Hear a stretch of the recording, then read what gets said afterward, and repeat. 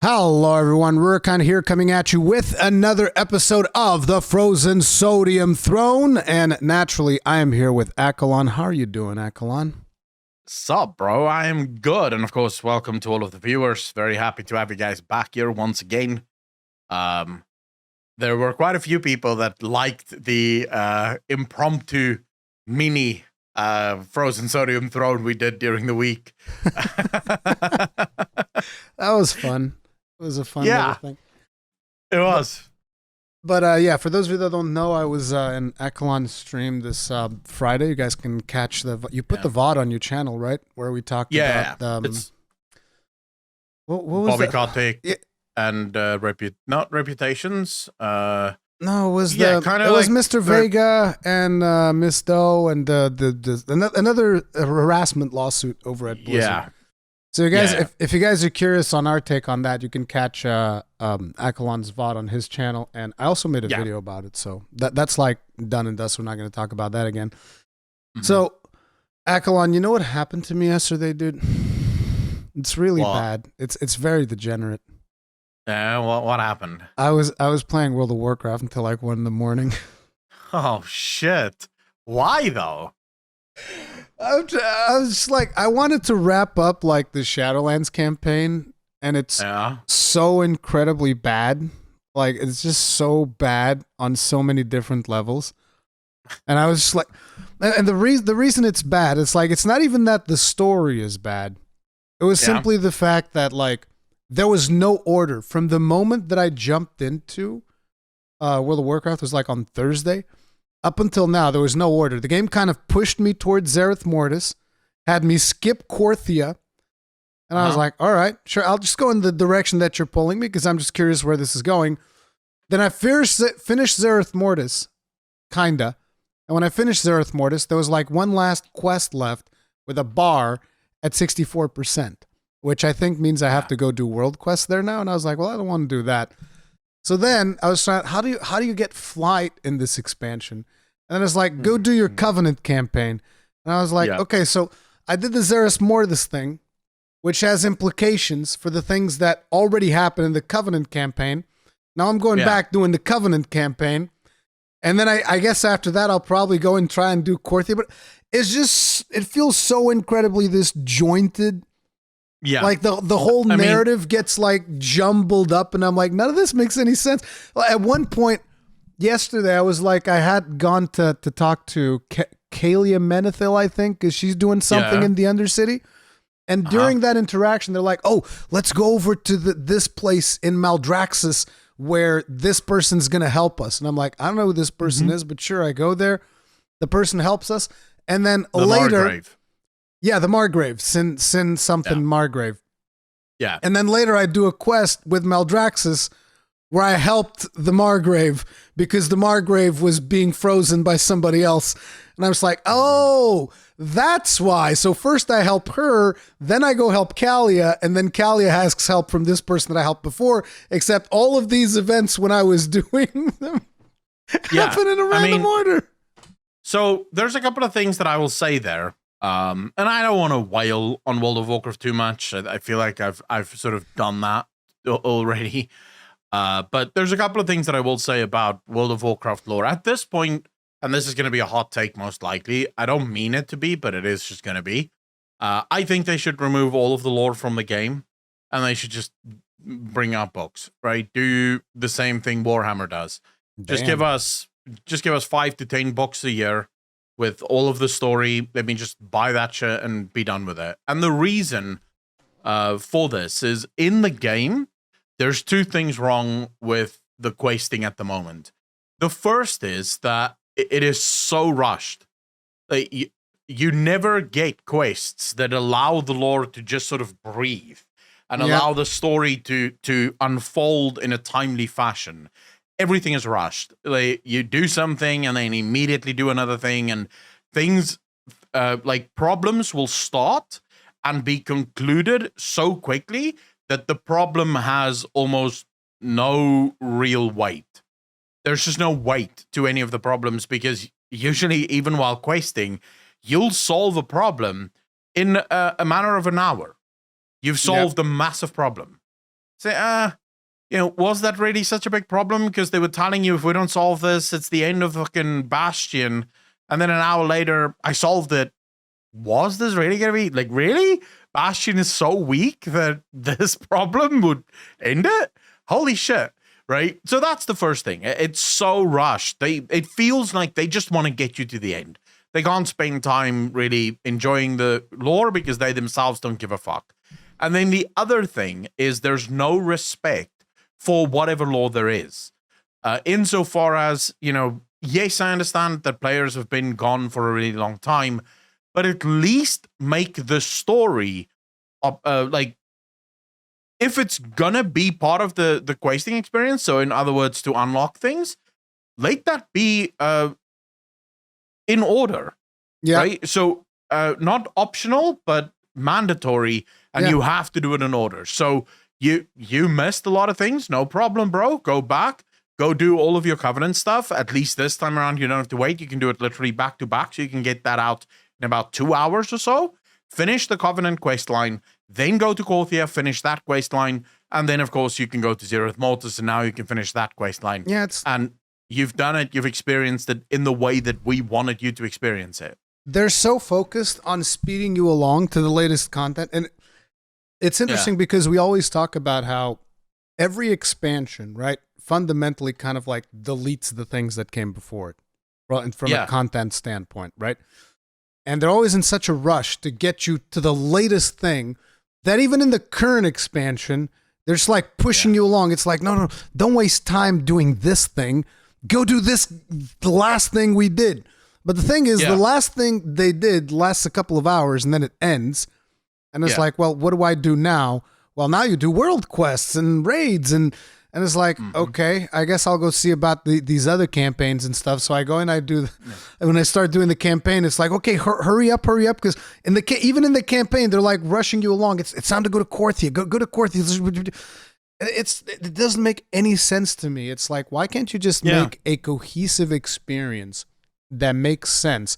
It seems like they themselves don't respect the quest lines that they've done, which is actually a bit of a discussion that I had about World of Warcraft's Evergreen systems, which wasn't the topic they were planning on starting on, but I might just like get this out of the way now, which was kind of like my thing is they just need to add more things in World of Warcraft that are evergreen. So like when they're planning a system out, instead of planning it in a way of like, oh, players are going to have to be doing this and grinding this over the course of multiple weeks. So we need to make sure that this takes long and all of these things. But then we're going to add a catch-up system that's going to let them like skip most of this. It's like, how about you just make the first time that the players go through it be reasonable? And then you don't have to make all of these stupid catch-up systems. Like, you need to understand, I literally went from 0 to like 80 renown in like a day. It's like, these are things that took players months to go through. And now I'm just going like, zip. It's like, oh, okay. So again, what is going to be like the motivation for a player to even play when these systems are like super young, right? Which supposedly these aren't being implemented in Dragonflight. At least I definitely hope not. But it's definitely something that they need to take into consideration whenever they do future stuff in WoW. Is like, look, just make it so that it lasts, and don't be constantly thinking about, we need to hurry players along. Gotta get them to the end game super fast. It's friggin' wild. You see, the way I look at it is, and I like looking at things from a psychological but also a philosophical standpoint, because that's oftentimes where you find the truth. Because we can sit here and spout theories all day long, but it is easier when you break it down to its fundamentals and you just look at it rationally. If you are forced to think about things like catch-up for content that you've designed, then perhaps the content you've designed is problematic to start with. Yeah. So either you've made a calculated error or a fundamental error in what it encompasses. So in the form of almost all of the previous World of Warcraft expansions from Legion, this would be that all of the systems had to be completed not only on the main character, but also on the alts. And this meant that people that wanted to play alts just eventually would quit because you just leveled your warlock, you got your warlock to max level, you've done all of the quests for your covenant or for your class order hall, you've done all of the unlocks on your Azerite weapon, and now you're thinking, well, I really want to play my mage too, but fuck, I'm gonna have to do all of this for my mage class order hall, and I'm gonna have to unlock the weapon for my mage before I can even start to dream of like leveling, right? Or actually raiding or doing dungeons or whatever the case may be. And that sits like a mountain in front of players. And it's not gotten better. It's only gotten worse because at least in Legion, the class order halls were unique, right? So at least that was a story that you've never seen before that you now got to play through on another character. But that's sort of a fundamental thing that you irrationally, if I'm designing content and I'm immediately forced to think, okay, what does the catch up for this look like? Because I know that players are not going to want to go through this twice. Then maybe the answer should be that players shouldn't be forced to go through it twice. Exactly. Right? Like that should be the optimal like catch up, is that we're not going to force you to go through it again, even at an increased rate, because it was designed to only be gone through once. And oftentimes, this is why I said you have to look at this, because it creates sort of circular problem. Because now you're thinking of, oh my God, I have this brilliant idea for this massive, giant endgame storyline, but players are not going to want to go through it. So how do we build a catch up for it? Because, we have to build a catch-up for it. Well, we can't really build a catch-up for it because it's this giant fucking storyline that's going to be like 24 hours or like it's going to take like a month to complete back to back. And it's going to just be jam-packed with voice lines and cutscenes. It's going to be so cool.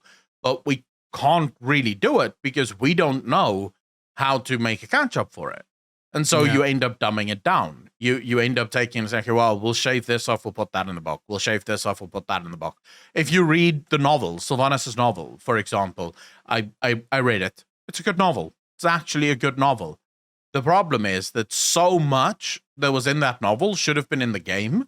It would have changed, like genuinely speaking, if just the stuff about Zuval that was in the novel was in the game, it would have changed people's perspective. It would have changed my perspective on Shadowlands, because they at least gave you insight into how Zuval thinks in the novel, which never came through in the game. It doesn't come through in the game at all. Yeah. Yeah, and I can't help but think they cut this because they didn't know if players would want to go through all that story twice. And this is why I constantly come back to there's one of two ways to deal with this. Either you go the Final Fantasy route and you say, okay, well, we're going to make it so that you can swap classes on a whim, right? So you choose your race, but you can change your class literally just by going to another class trainer and learning a new class, okay? So you only ever need one character. That's not going to work, especially with how the history of World of Warcraft, that's obviously not going to work. Yeah. So the only other option is to say, all right, all story stuff, all stuff that's going to take a shit ton of time and isn't going to be good when you go through it a second time, that needs to be optional. It can never be mandatory. I think it should be account-wide, though, because the problem then is you go into an alt, because like it just being optional, a lot of stuff is optional, like you do threads of fate, and there's a lot of stuff just becomes completely optional, like the campaign itself became optional, right?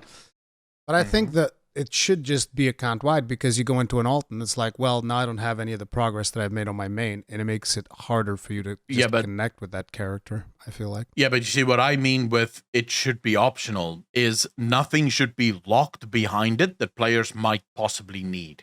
So in other words, if your main went with the storyline, so let's say it's mandatory for your first character, right? So, but let's say the storyline unlocks a dungeon. Well, that dungeon is now, so it is account-wide, but it's optional on all second characters. Yeah. That's what I meant, actually, is that on alts, it's a completely optional thing. Like, you can go to Korthia and you can do all the Korthia stuff on your alt without even touching the Covenant stuff. But I was actually remembering myself of one thing when you were talking about the cutscenes. So here's an interesting thing. You know how whenever you have an in-engine cutscene in World of Warcraft, usually the characters are going like, yeah, that's like that.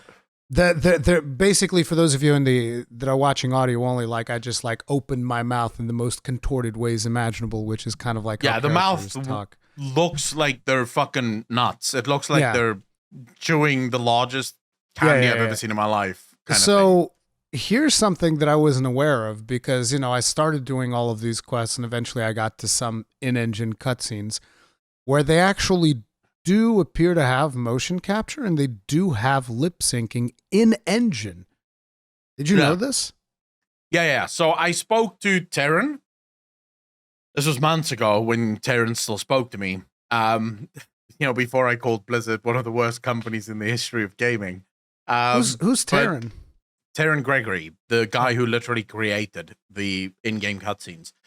They got new technology when it comes to in-game cutscenes, which now provides them with... So previously, they would do it very similarly to how the Machinima guys did it. So the Machinima guys, the tools that they used was pretty much what Terran Gregory and those guys used as well. Because a lot of the characters weren't designed to have those incredibly accurate facial movements and stuff. And so they got new technology that now gives them the ability to basically have the characters pronounce words and have the face move the way that it would. So it's sort of like an AI technology that superimposes the characters. So yeah, it also makes it faster for them. That's why they can push out so many more cutscenes now, is because it's much faster than what it used to be. Because in the past, and this is literally when I spoke to Terran, he was like, yeah, we literally had to design it frame by frame. Like frame by frame, we have to sit there and plot the entire fucking thing, the movement, everything has to be plotted. Now, it sort of does it itself. You just kind of have to write the logic for it, and it will do everything on its own. So it's really cool, and it opens up the floor for a lot more to happen there, right? Yeah, I'm hoping to see some better cutscenes for sure in Dragonflight using that technology, because I wasn't aware that they had actually advanced the technology to that level, because I wasn't following cutscene technology in World of Warcraft. I just assumed we were always going to have the contorted mouth going like that type of thing. This is speculation on my part because I've never actually been told this, but I think the technology may have actually been developed for for Diablo 4 and Overwatch 2. Because Overwatch 2, when its PvE stuff comes out, is going to have a lot of dialogue and in-game cutscenes and stuff like that. And Diablo is obviously going to have a shit ton of it. So I think the technologies were actually designed for that, but since the cinematics department of World of Warcraft is the cinematics department for Blizzard, they don't... Every game... Well, actually... About 6 months ago, World of Warcraft got its very own cinematic department. Terran used to be the lead for Blizzard cinematics. He's now the lead for World of Warcraft cinematics. So it seems like they're going to give every single team, every single game, its own team of cinematic developers. That's cool. I think World of Warcraft has some of the best in-game cinematics in the gaming industry. The cinematics are really cool. They're really epic. And they work as a vehicle for telling the story. Again, I just wish that they would be less intrusive sometimes, especially on a fucking alt. I remember going on my warrior, going through Bastion, and there's that moment where you have to help the fucking bitch clean up the forge, right? And she's going through this massive fucking in-game dialogue cutscene thing while you're cleaning up the forge. And then you clean up the forge, but then you're still waiting for her to finish her fucking speaking. And you're like, oh, for the love of cunt, can I just move on? For the love of holy things, I just want to do this. I know what this is.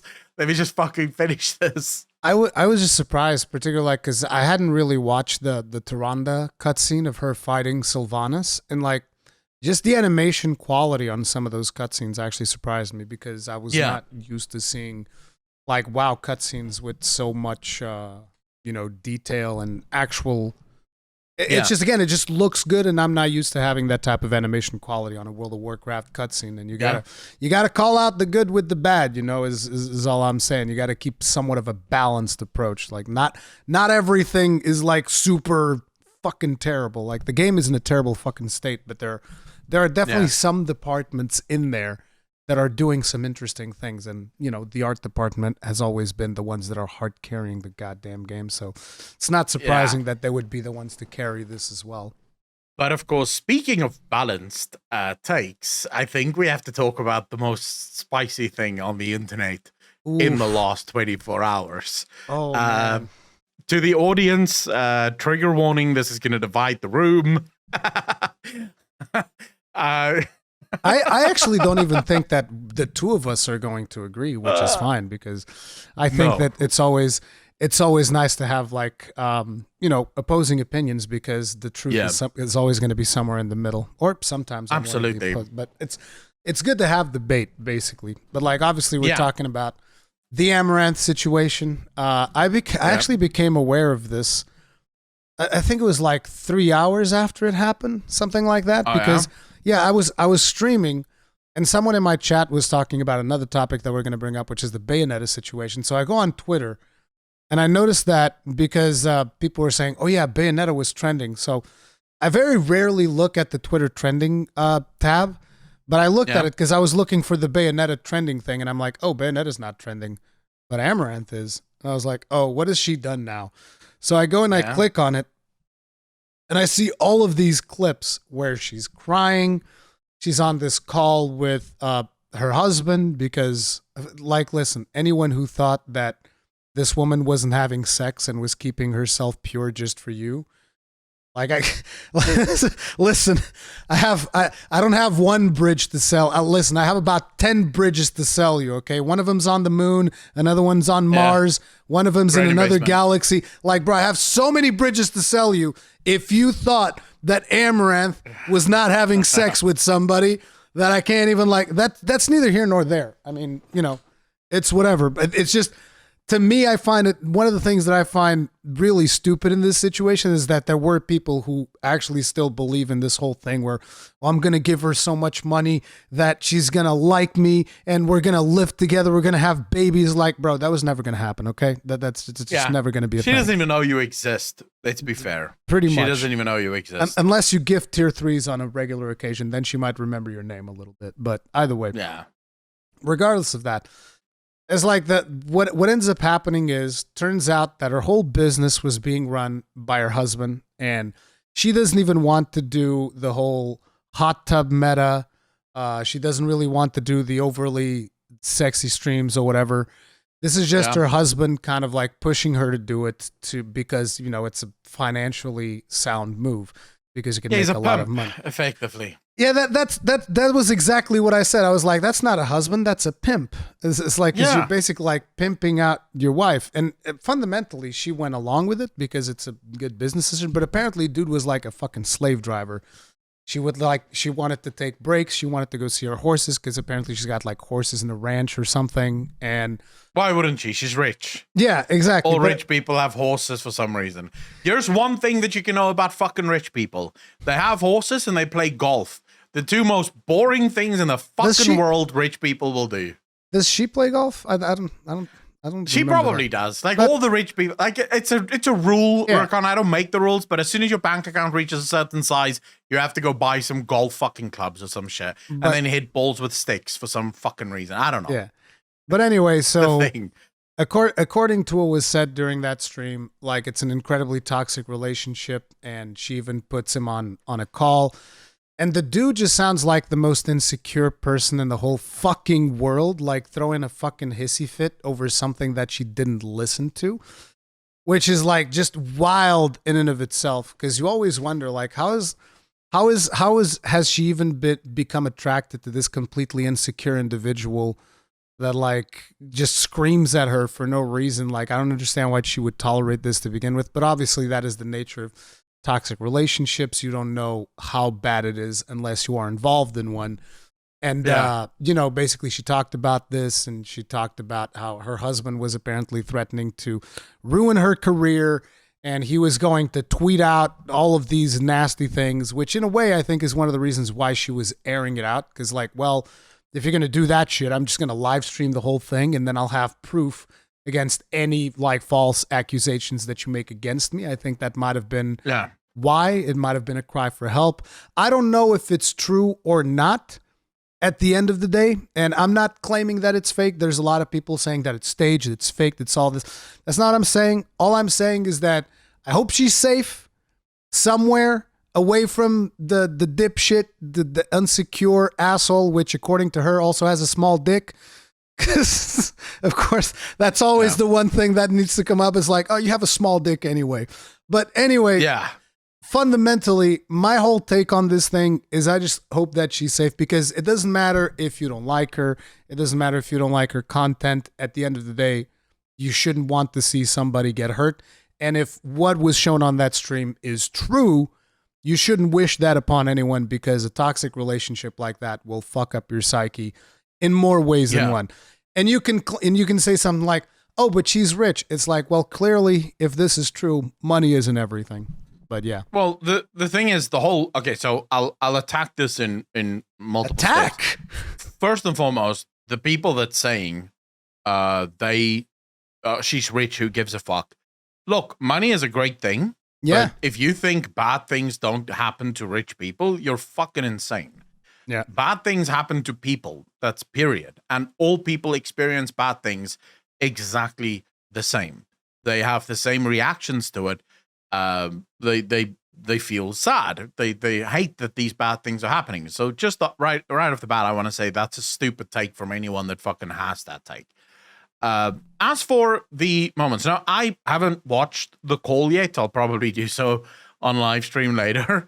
I haven't watched any of this shit. I spent yesterday playing Dragon Age Inquisition, and when I finally logged off, it was just before bed, and I saw like just my Twitter blowing the fuck up with everyone talking about this. Then like Twitch drama, and it's like that, and also the whole ad incentive thing that people were talking about, and I was like, dudes, what the fuck happened? Like, I take one day off to play Dragon Age and the world burns down. Why the fuck do I not know about this?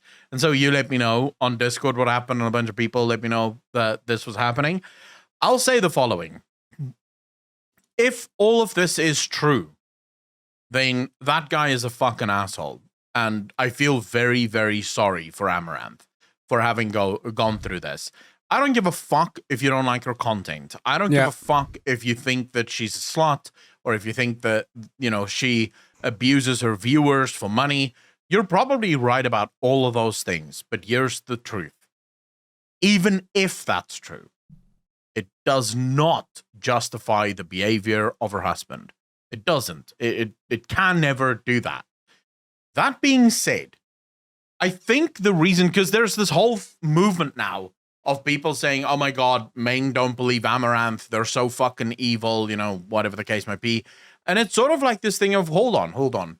There's been enough wolf crying in recent memory. Like over the last 3 or 4 years and over the last 2 Me Too movements, we have had people crying wolf. People like coming out with these obnoxiously horrible stories of shit that had happened to them.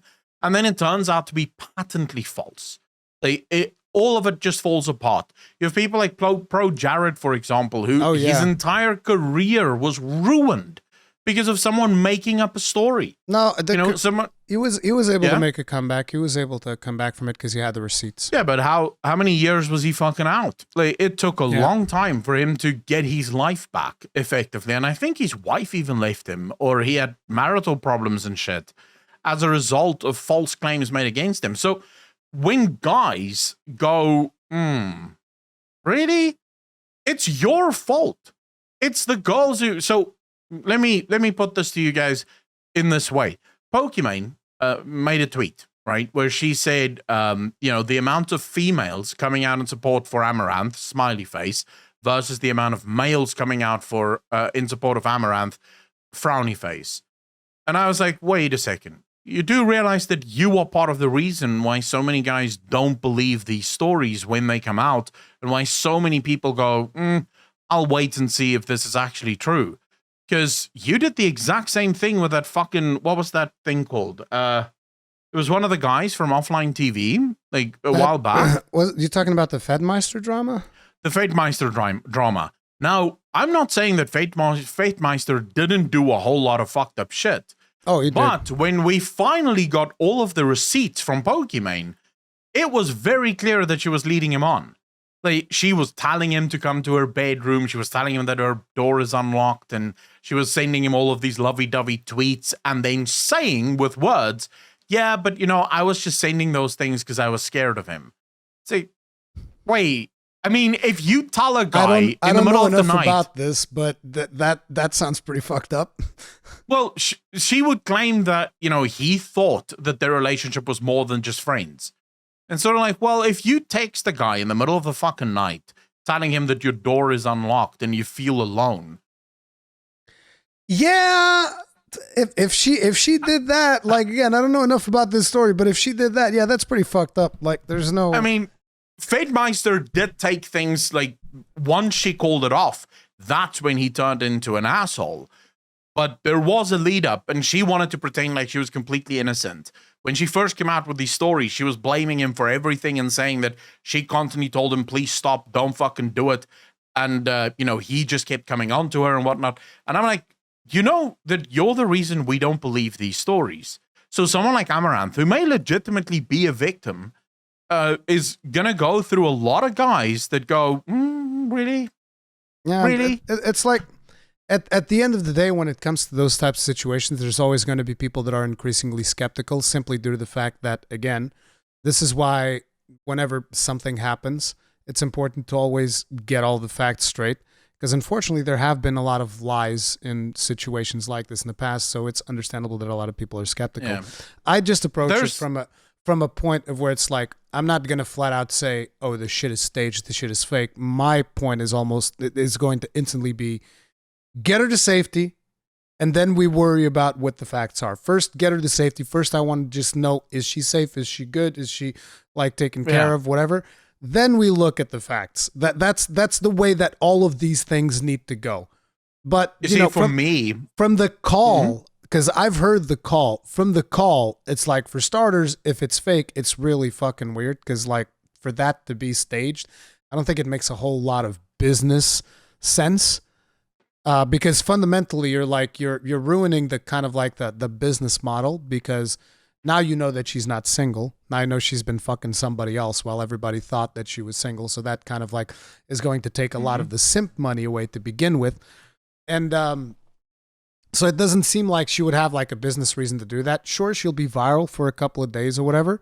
But fundamentally, I don't think it would be a good business move. So to say that it's staged, it's a little bit hard. And then on top of it, just like the shit that is discussed in that particular phone call, the DMs that are shown, it just paints this picture that this dude is just like a complete fucking, just like absolute insecure dude that is just like super controlling.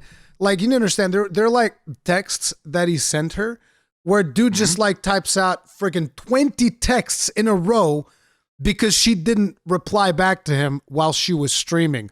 And when I'm talking about 20 texts, I'm not talking about him just being obsessive. I'm talking about the dude threatening, like, I'm giving away $500K to charity. I'm going to burn all our money down. And it's like, dude, it's your money too. Like, it's weird.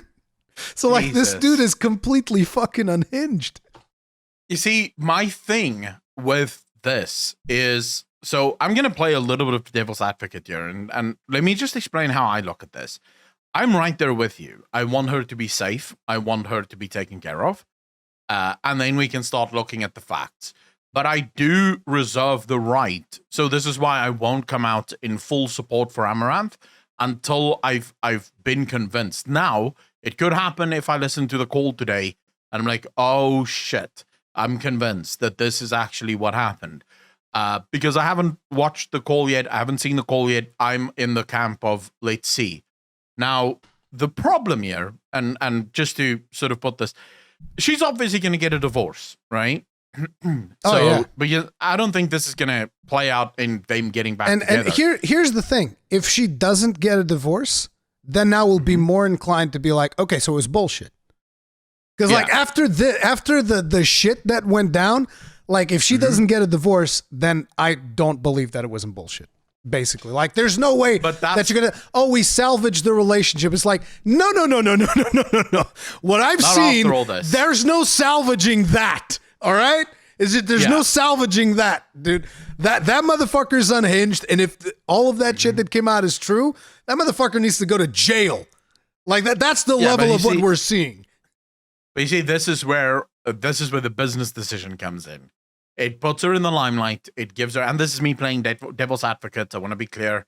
I'm not saying this is what actually happened, but if this was a business move, it's a business move of, first and foremost, it gives her a lot of publicity. So a lot of new people are seeing her. A lot of men are now looking at her going, oh my God, she's hot. She's fragile. I can fix her. I'll move in.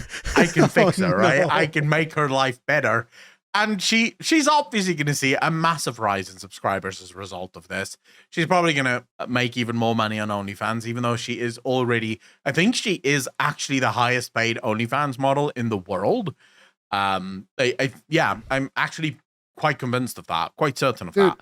So she makes so much money already, and she's going to make more as a result of this. Here's the thing. I don't know if she's going to make more in result of this, because like, trust me, if you go on Twitter and you look up Amouranth and you just like start looking through some of the horrible takes where a lot of people, what they're saying, and this is just like, bro, like what the fuck? What a lot of people are saying is like, oh, you should refund your fans. It's like, what? That's your concern right now? It's like, hey, excuse me, I want a refund. I thought you were single. It's like, what are these takes, bro? What are you doing? But like, get some self-respect. Yeah, but this is the thing. Those people are so pathetic that that's not going to make them unsub. They're still going to support her because they're going to forgive her because they're that pathetic. They can't help themselves. This is just the nature of it. To the point that you made that I just quickly want to talk about. You said you don't even know how she ended up with a guy like that. It's easy. I think she's like that IRL. If you look at Amouranth, if you've ever seen her in interviews and stuff, she's incredibly shy. She doesn't seem to be very comfortable. And from what I know, and this is just based on goals that I know in my life, and I know a few goals IRL that do OnlyFans. And one thing that is clear to me from the goals who do OnlyFans is that all of them are usually very shy, not very self-assured, doesn't have the highest self-esteem, and then they use something like OnlyFans in order to build some kind of self-esteem, some kind of self-image, which is a false self-image because your self-image isn't actually built by men getting fucking hard because they see you. It has to be about more than that because as a person, you're not just a pair of tits, right? But that's usually what I see. I don't see the girls that I know that are self-assured and fucking do whatever the fuck they want and just go for life, right? They're not afraid of jack shit. Whenever I ask them about stuff like OnlyFans, they're like, hell no. I would never do that. Because they don't need that. They don't need that in order to solidify their opinion of themselves. They know who they are already. And that would be them giving something away that they feel may need to work for, right? They feel like if a man wants to see me naked, he's going to fucking work for it. He's not just going to get that shit for $5 or whatever. So I can see why she would date a guy like that because it's sort of in line with who she is as well. She would probably not date. And also, I would love to get your opinion on this. I've been wondering quite a bit about the kind of guy that would date a girl that does OnlyFans, right? Would a balanced, ordinary, stand-up guy actually be okay with his girl doing OnlyFans?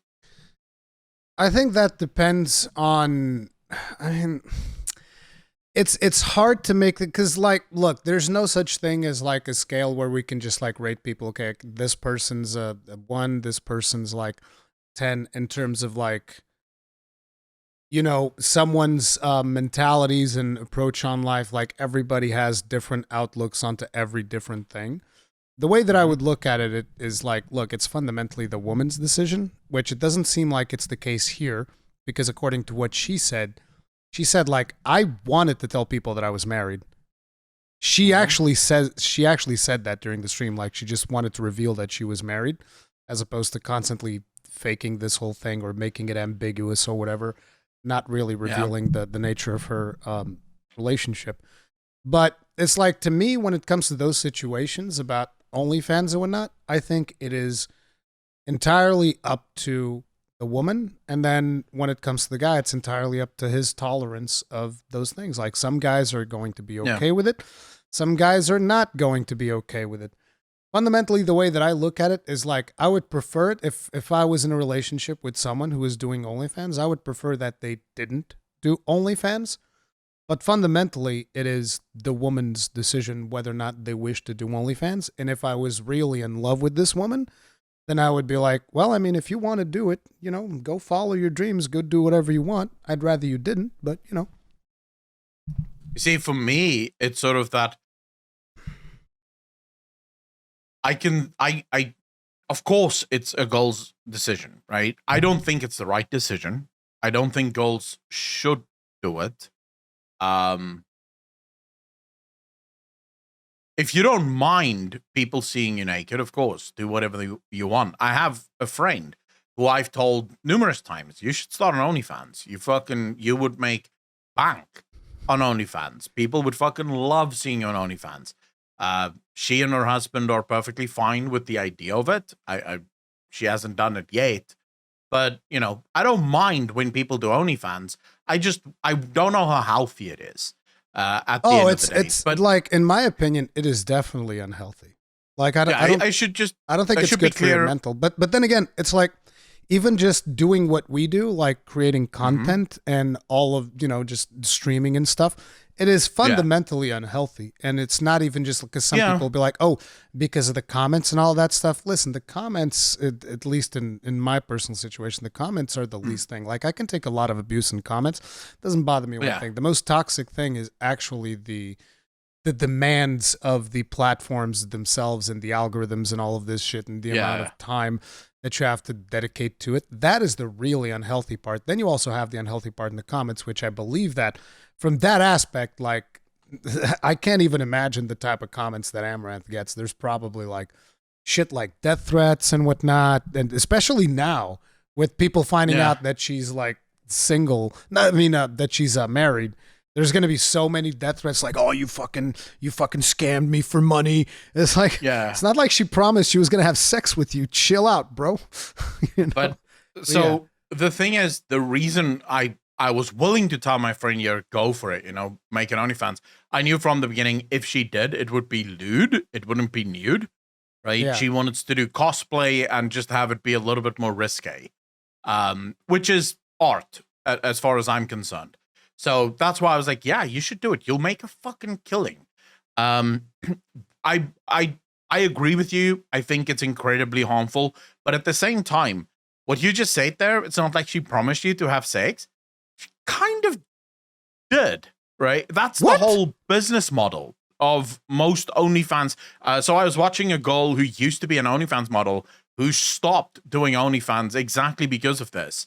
The whole business model on OnlyFans is that promise of something more. It's basically taking the parasocial relationship to the next level. Now, I always love listening to streamers going, oh my God, fuck the parasocial relationship. You guys should know better. You shouldn't be. And then they make their money off of that exact thing, because parasocial relationship is why streamers make money. If people didn't feel like you were their friend, they wouldn't give you money. It's as simple as that. They support you because they like hanging out with you. And it's part of the industry. OnlyFans takes that to the next level in terms of, if you give me enough money, I may just be willing to do more with you than just, this is why I saw a screenshot of The guy took a screenshot of like 5 or 6 girls and their bios on OnlyFans. And it's like, you know, if you tip enough, we can do one-on-one calls. And if you tip enough, I'll do specialized videos for you and stuff like that. So it is sort of biting the guy into giving more money, and more money will give you more access. So it creates that feedback loop where if I give enough money, I might just do it. And one of the most, and I'll end with this. I think that's a delusion, dude. Like, go ahead. Just finish your thought, and then I just want to say it's a delusion that is created by the creator. The creator builds that into the product because that's how they sell, and that's how they make millions of dollars off of OnlyFans. But one of the most brilliant marketing schemes I've ever seen in my life came from Belle Delphine. She was on a podcast with, I can't remember who the fuck she was on with, but they asked her, have you ever met or fallen in love with one of your supporters on OnlyFans? Now, keep in mind that Belle Delphine is in a committed relationship. She's been in a committed relationship for, I think, 3 or 4 years. She actually came out a couple of months, like 6-7 months ago, and she admitted, yes, I'm in a committed relationship. And she starts telling the story of there was this guy that would constantly tip. He would always pay for all of her videos and all of her pictures, and he was like the top tipper on her channel. And you know, he would always tip and then ask her questions. They would chat, and it wouldn't be like all of the other guys. He would actually chat about nice things, and she would chat back to him. And eventually, she was the one who started to harass him with like text messages and wanting to talk to him and wanting to talk to him and wanting to talk to him and wanting to meet him. And she was just head over heels for this guy. And then he left for a few months, and she felt like, oh my God, what the fuck did I do wrong? And he came back, and he was like, work started interfering. And eventually she says it didn't go anywhere, but you know, it's not off the table. She will absolutely date one of her followers. And I listened to this and I was like, no, you wouldn't. This is fake. This entire story is fake because you've hit all of the things you want in that story. You've made sure that you tell all of your followers, if I pay enough, she will fall in love with me. Right? This is the thing. That's the marketing behind this. I need to sell myself, but I need to create that possibility that there could be more, because that's how I get you to pay for more. I think that's going to, that's going to be something that's going to vary from streamer to streamer. Some streamers will definitely do some shit like that. But I think a lot of them, at least from my interpretation, because again, I don't really consume this type of content. It's just like whenever something happens, I see it on Twitter and I see the news and I see the videos and whatnot. Yeah. But like the vibe that I get is that most of them, they try to keep it professional. It's just people take it too far, and they don't necessarily discourage that behavior. That's the thing. Yeah, but they don't discourage the behavior, but some of them don't necessarily encourage it either. It's just a byproduct, and they know that they can make some money off but of it. It's that discouragement that creates the sort of illusion of there could be more. The lack of discouragement. Yeah. The fact that they don't go in and say, listen here, no, I am never going to date you. You pay me, and I show you nude photos, but there's never going to be anything more. If more girls did this on OnlyFans, their pages would die. Yeah, quite literally. Because guys would be like, oh, well, what the fuck's my point for being here? I can see porn for free online, right? Let me just have to pay for it. Let me just put it like this, and the intention here is not to torpedo streamers' business models or whatever, but it's like, look, if you are paying for somebody online, whether it's a sub, whether it's whatever, and you're maybe getting access to nudes or whatever, the chances of you actually being in a relationship with this person are like less than 1%. Okay? I just want people to, at the very least, be aware of this. Because like I feel like there's a lot of young men out there that are still not aware of this, that actually still believe that like, oh, I work hard and I keep giving them my money. And it's like, dude, listen, that's just straight up not going to happen. It's just straight up. You're the pathetic guy that funds her lifestyle. You're not pretty much the guy that she's going to end up dating. Now, I feel like this is not necessarily the truth for girls and male content creators, because you hear very often about so PewDiePie, for example, he met his wife, girlfriend back then, now wife, through making content. She was one of his viewers and she reached out to him an email. Destiny with Melina also met because of his content. So I feel like male content creators are far more likely to date and maybe end up marrying their female viewers. It's not the same for females. And there's probably a reason for that. And that is there's an inherent risk for a female content creator when if she were ever to agree to meet one of her male viewers. Yep. It's that thing of, what kind of guy is this? I know nothing about him outside of the fact that he gives me money, which could, in theory, make him feel like he deserves a little bit more, right? And that's going to be a very bad fucking night for me. So I'm not even going to put myself in that position. And it's like, I know of situations that I've seen like actually in real life from like big donators and female streamers, but out of respect for the female streamers who are my friends, I'm not going to be talking about this. But let me just say that when you have some of those big donators, sometimes some of those guys are actually just like straight up fucking absolute abusive douchebags that when they do meet up in real life, let's just say that it got to a point where me and a couple of dudes that we were all in a meetup and with some female streamer friends, and it got to a point where we were considering like, do we need to give this motherfucker a beat down? And we didn't do it because she went like, no, listen, this dude pays my rent. Okay. Just like, and it's like, it just felt like so fucking weird, dude. I was just like, bro, this is a fucked up situation.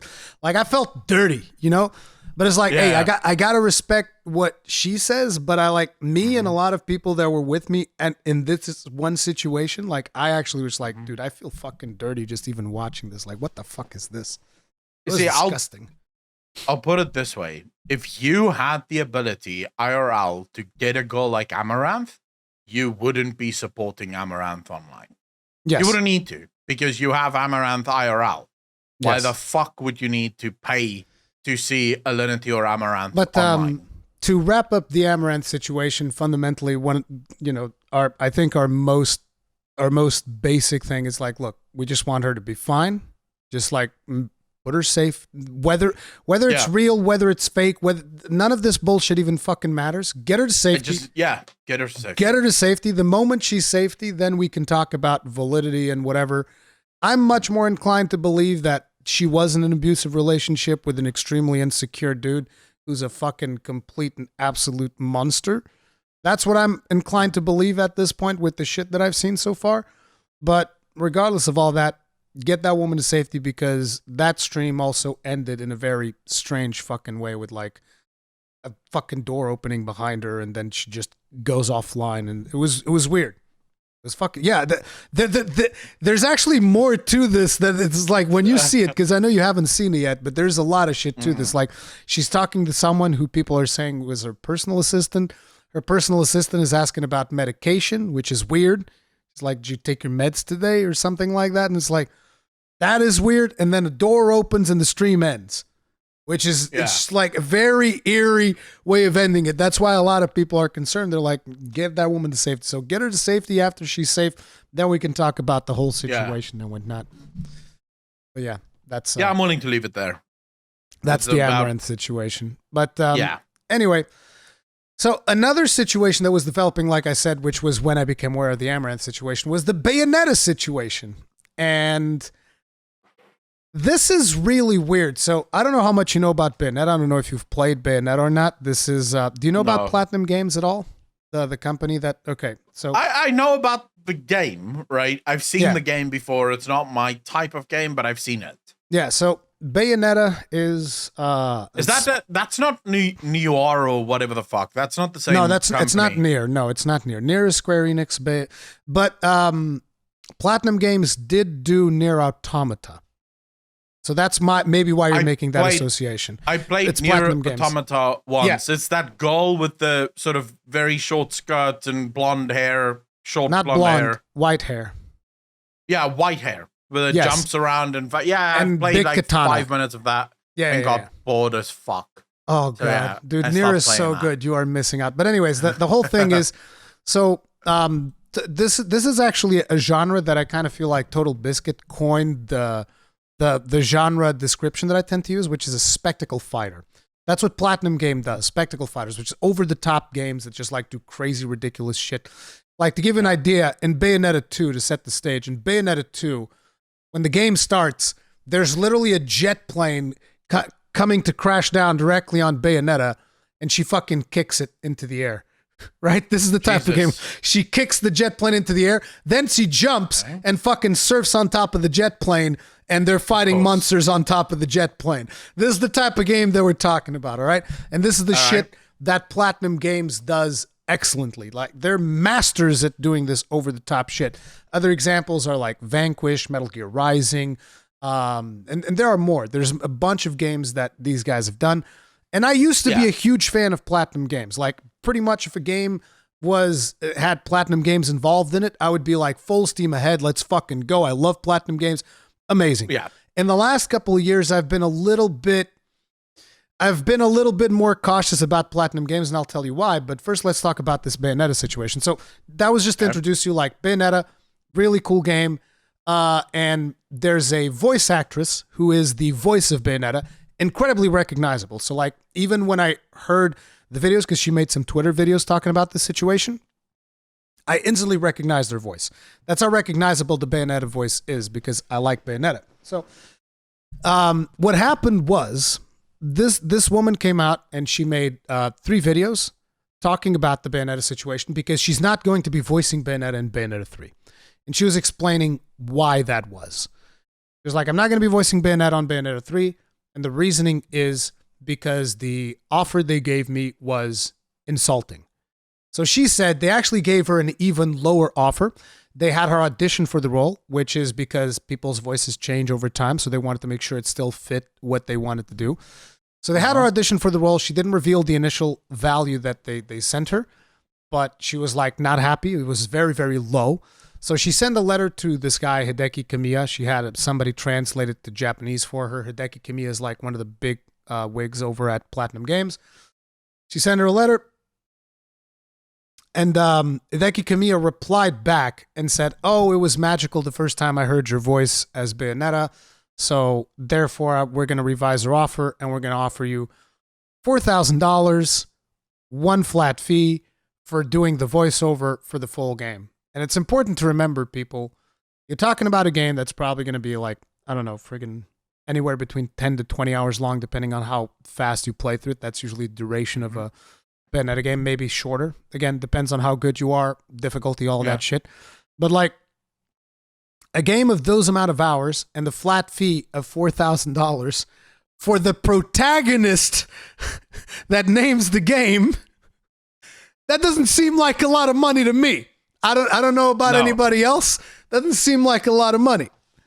And it's like voice actors in general are in a situation where I feel like they are extremely underpaid to begin with, unless you're like Troy Baker or Nolan North, because those are two of like the most paid voice actors. There's obviously some other voice actors, female voice actors as well, that do more, but it's like, you know, like they're criminally underpaid. You might be wondering, well, why? Because a lot of times what companies will do, they'll just go to people who will be willing to voice shit for free, because there's a bunch of people that will voice it for free or voice it for less or all of this stuff, which is, you know, that generates a situation for voice actors where they're like, well, fuck, now nobody wants to pay us.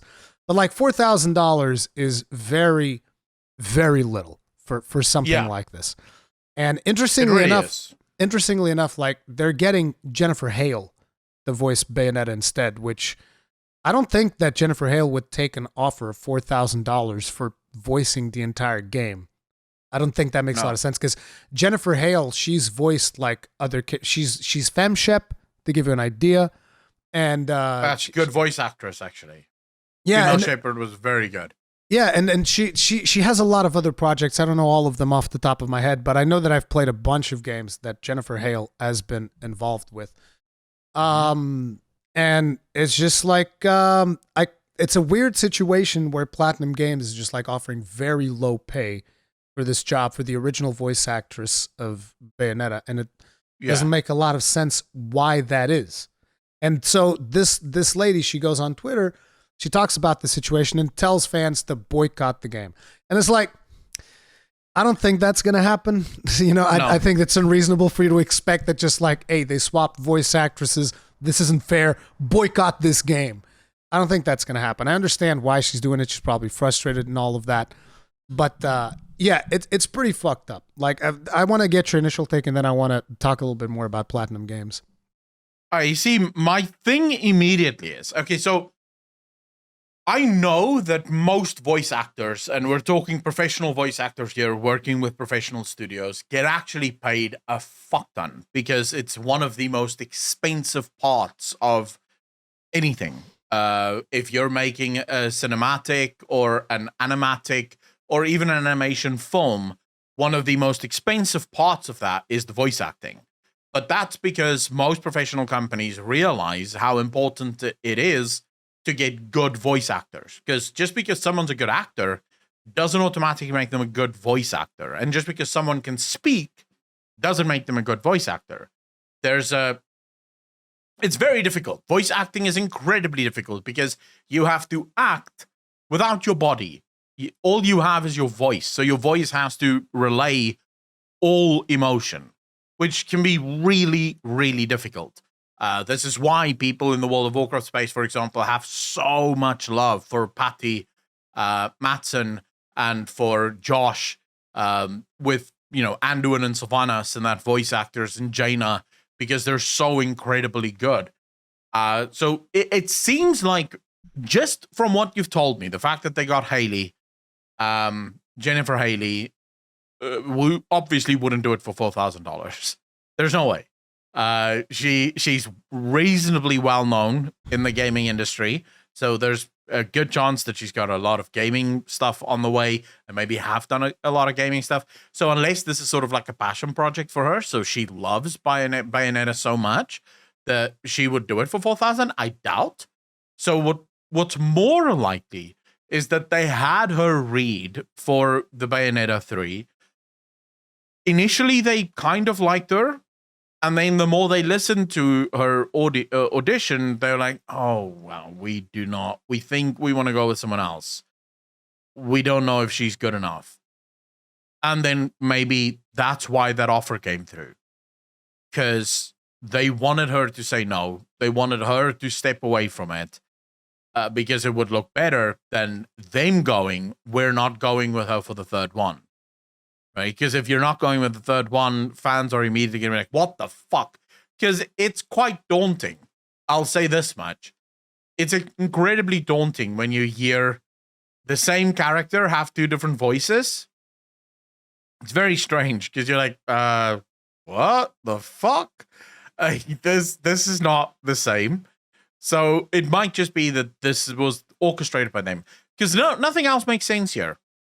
It doesn't make sense that they would offer her $4,000. She says no, and then they go to Jennifer Haley, and she's obviously not doing it for $4,000. And they go, yeah, sure, we'll pay you $10,000 or so. Because usually it's by the hour. Just FYI, they will charge. It's either by the hour or by per hour, or by the session. Yeah, by the session, by the hour, or by the day is less used, but it can be used sometimes. The reason they do by the session, by the hour, or by the day is a lot of times, and I have a friend who does voice acting, and sometimes in South Africa, at least, for a long time, voice acting was they'll pay you for the entirety of the thing, but then they'll want you to be there every single day, and then some days you're there, but you have zero, or you have one line. For like, you literally go in for like half an hour, record your one line.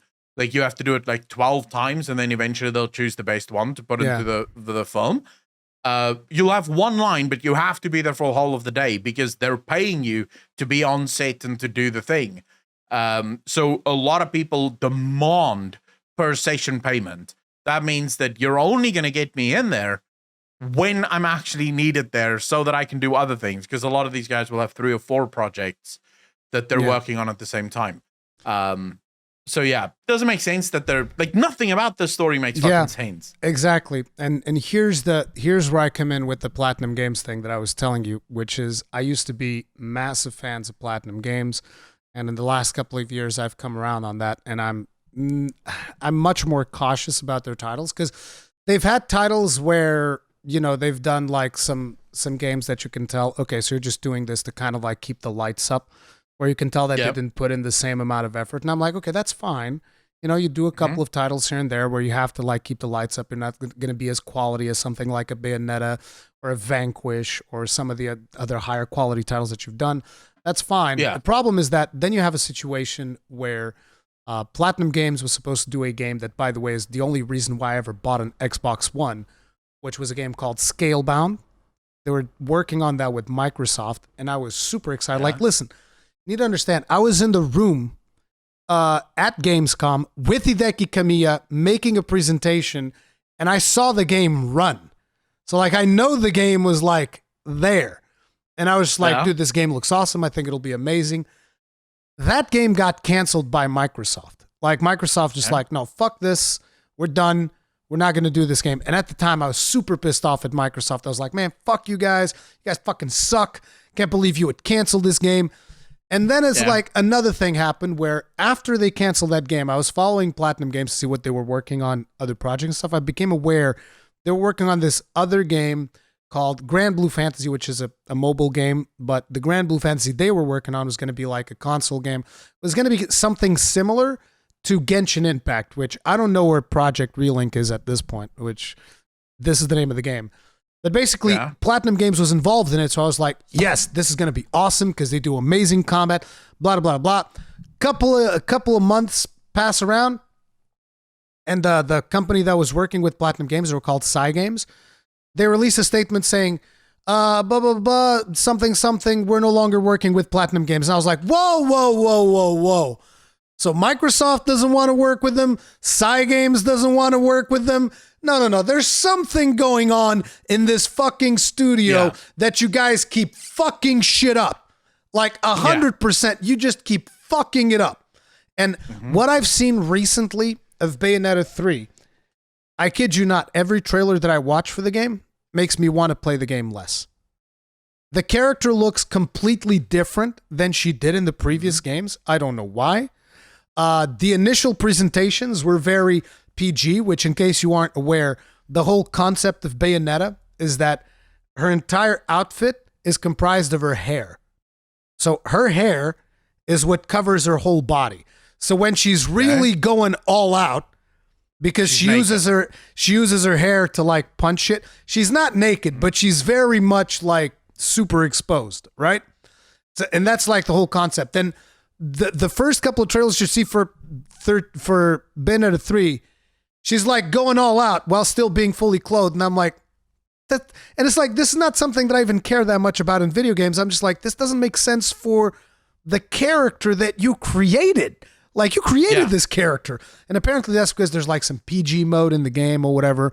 And it's like, I don't need this stuff in video games. It's just, this is the concept that they created for this character. And then when they try to walk it back, it feels like, this is very artificial. Like, what the fuck are you doing? This is not what this character is. And then the character's face looks completely different to me. Like, I've talked about this in streams. I'm like, bro, this looks nothing like Bayonetta. I don't know who the fuck designed the character. Like, from 1 to 2, you can clearly see this is the same character. 2 is kind of like a natural evolution. In 3, I'm just like, that's not Bayonetta. Like, I don't know who the fuck that is. It's not Bayonetta. And it's not about the voice either. It's just like looking at the character herself in the game. The expressions the character makes don't make any fucking sense. So, I don't know, dude. Every trailer that I watch for the game, I'm like, I don't think I need to play this one. I think I'm good. Which is weird. But and then you have this situation with a voice actress like, what the fuck is going on at Platinum Games? It's weird. You see, it's not just Platinum Games. It's basically everything. I just saw, literally before we started, the director that did Splinter Cell Remake, or that's working on Splinter Cell Remake for Ubisoft, have left Ubisoft after 11 years. You have all of the old guard leaving Activision Blizzard. You have EA, old guard. For example, the previous president of BioWare and one of the previous lead game developers for BioWare left BioWare. you have all of these people, like developers and other companies, unwilling to work with AAA studios because of this just new push for bullshit that no one actually gives a shit about. And we're not even talking about social issues. We're talking about this push for ever more engagement, or this push for ever more cosmetics, or this push for ever increasing prices, or whatever it is. It seems like the gaming industry in a way is imploding, with everyone jumping ship and going off to do their own things. And then you have a company like Platinum Games, which clearly has something going on. Either, there's no one that actually leads the company at the moment, and that's why these companies are pulling out. So it might be that Microsoft's like, dude, nothing's happening. Like, you guys have had how many months now or how many years now to develop this, and the game isn't anywhere near done. We're just going to pull the plug. And then you had this other company also pull the plug, perhaps for the same reason. It seems like it's just chaos at Platinum, especially with this, where they don't offer the original voice actor enough money. She then says, okay, fuck it, I'm going. And then they offer another voice actress, probably a lot of money, and say, what the fuck is going on? It's so incredibly weird. And a couple of months ago, Hideki Kamiya was like on Twitter saying, oh yeah, we'd love to go back to Scalebound. And then he literally in an interview said, let's do it together, Phil. And I'm just like, let's do it together. Shut the fuck. Like, dude, when I saw that, I was like, bro, shut the fuck. What are you talking about? Let's do it together, Phil. Yeah right. Yeah, right, bro. Let's do it together, my foot. This is like they might. It is possible that they're in financial straits. Oh, they definitely like. Listen, you know what game Platinum Games did that you might have heard of recently? You heard of a game called Babylon's Fall? I heard of it. Yeah. Yeah, that was them. Wow. Okay, so they're not doing great. No, not at all. That might actually be... The only reason they're doing Bayonetta 3 to begin with is because Nintendo's fronting the cash. Bayonetta 2 was never even going to exist if it wasn't for Nintendo. That's the only reason they're doing Bayonetta. So there's a good chance that this company, the reason they offered her so little money is because they don't actually have money. And then when she finally stepped out, maybe Nintendo stepped in and said, look, we'll give you more money. Just get a proper fucking voice actress and do this. It's possible. I don't know, now that you're thinking about that does sound like it's likely. So like, you fucking idiots, you offered how much?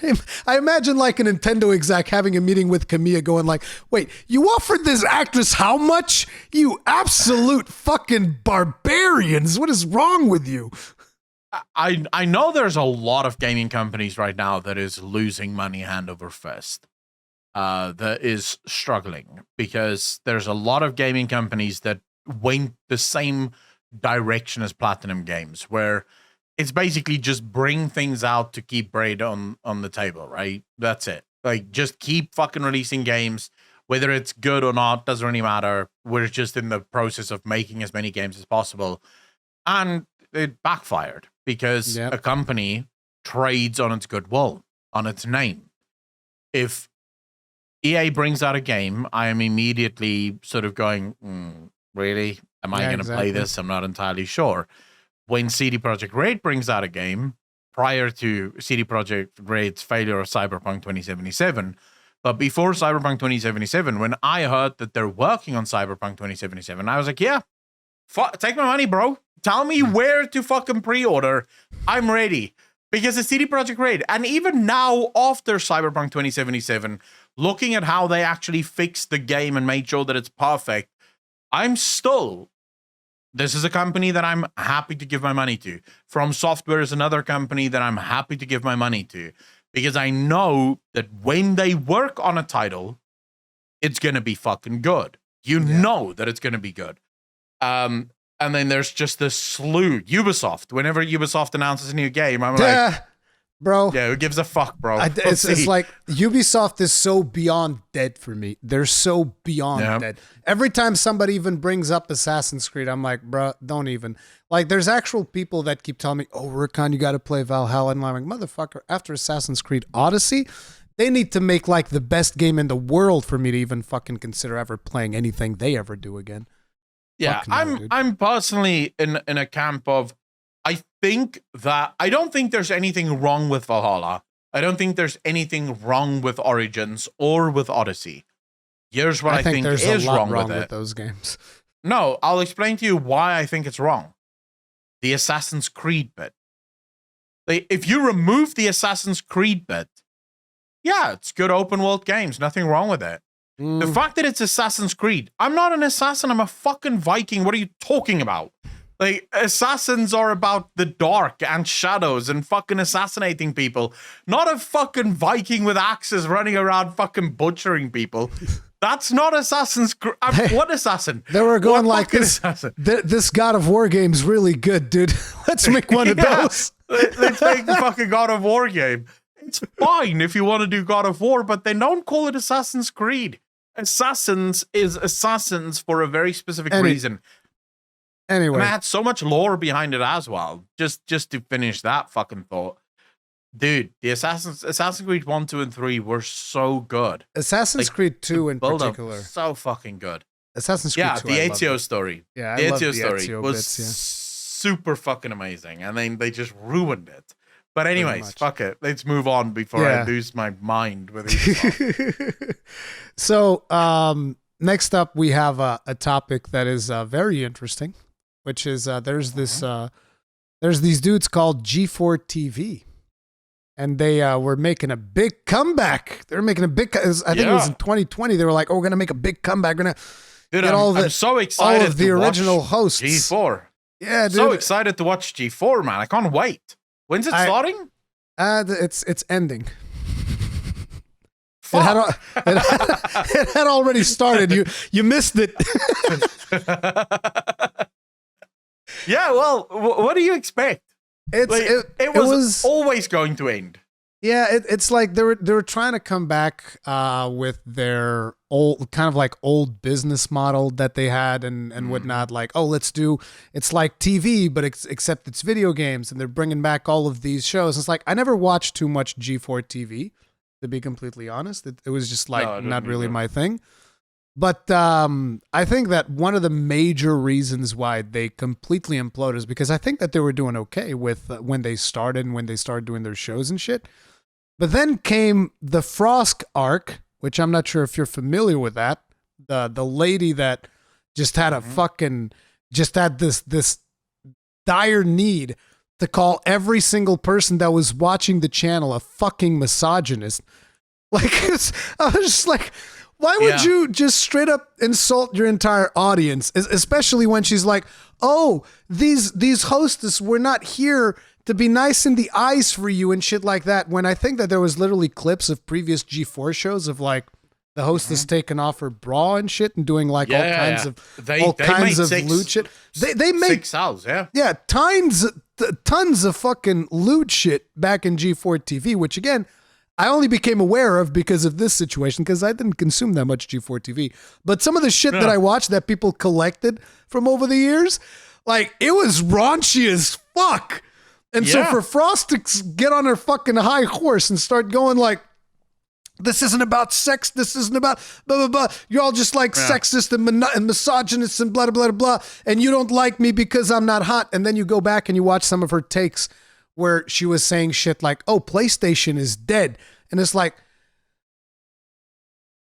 because you're talking about the height where the height of the launch of the PlayStation 5 with tons of fucking exclusives and all of the, just like PlayStation has no exclusives, and people are going like, rename it has a lot, actually. I mean, so and she was then saying that, oh, Xbox has all the exclusives. And I'm just like, this makes no fucking sense whatsoever. And so she thinks that people didn't like her because she's not hot. In reality, people didn't like her because she had no fucking clue about anything that was going on in gaming at any point. So I first learned about Frost when she co-hosted or was one of the analysts on League of Legends, LEC, the European League of Legends Championships. She was by far one of the worst analysts on the LEC. She would consistently like highlight things that was completely useless or wrong. She would read wrong. Like, she was just a terrible fucking analyst. So when she left, I was happy. And it has nothing to do with the fact that, don't like women. It has to do with the fact that she's just fucking terrible. Because there's guys on the LEC that I also can't fucking stand. Yep. So it has nothing to do with male or female. It has to do with, if you're a good analyst, great. If you're a bad analyst, go fuck yourself. You're supposed to know the game that you're talking about. But I think Frosk did a couple of things wrong. I agree with you. Number one, why would you go to your actual base? And I want to be clear on this, because a lot of people love fudging the numbers. When you ask people, listen here, what is the balance between men and women in video games? People will go, oh, it's 50-50, because that's what the official count says. The official count says that because of mobile games. If you include mobile games in the industry, then it's 50-50. If you only look at PC and console, which would be the major markets for G4, it is heavily skewed towards men. Men play more games on PC and console than women do.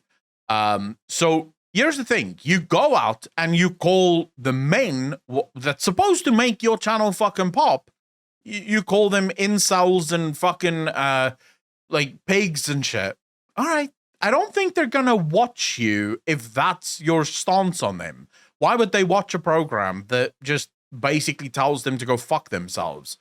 And then it got worse, because that was actually the worst part for me. I could sort of accept that and I wouldn't even care. It's when she explained how they do their reviews. And she's like, there are guys or people who test the games who then write the scripts, and they then just sit there and read the scripts. So, when you say that, oh, this guy's take was so much better than her take, it's the same guy that wrote the script for both people. So it's clearly just a sexist thing. And that was sort of a look behind the veil. Because, wait. You guys are presenters on a gaming show, yet you don't play the games you review? It's weird. Yeah. How the fuck can you review a game?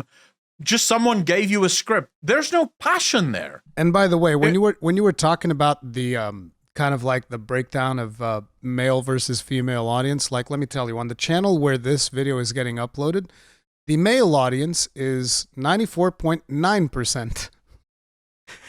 Yep. Female audience is 5.1%. I think my channel is even worse than that. Let me just see.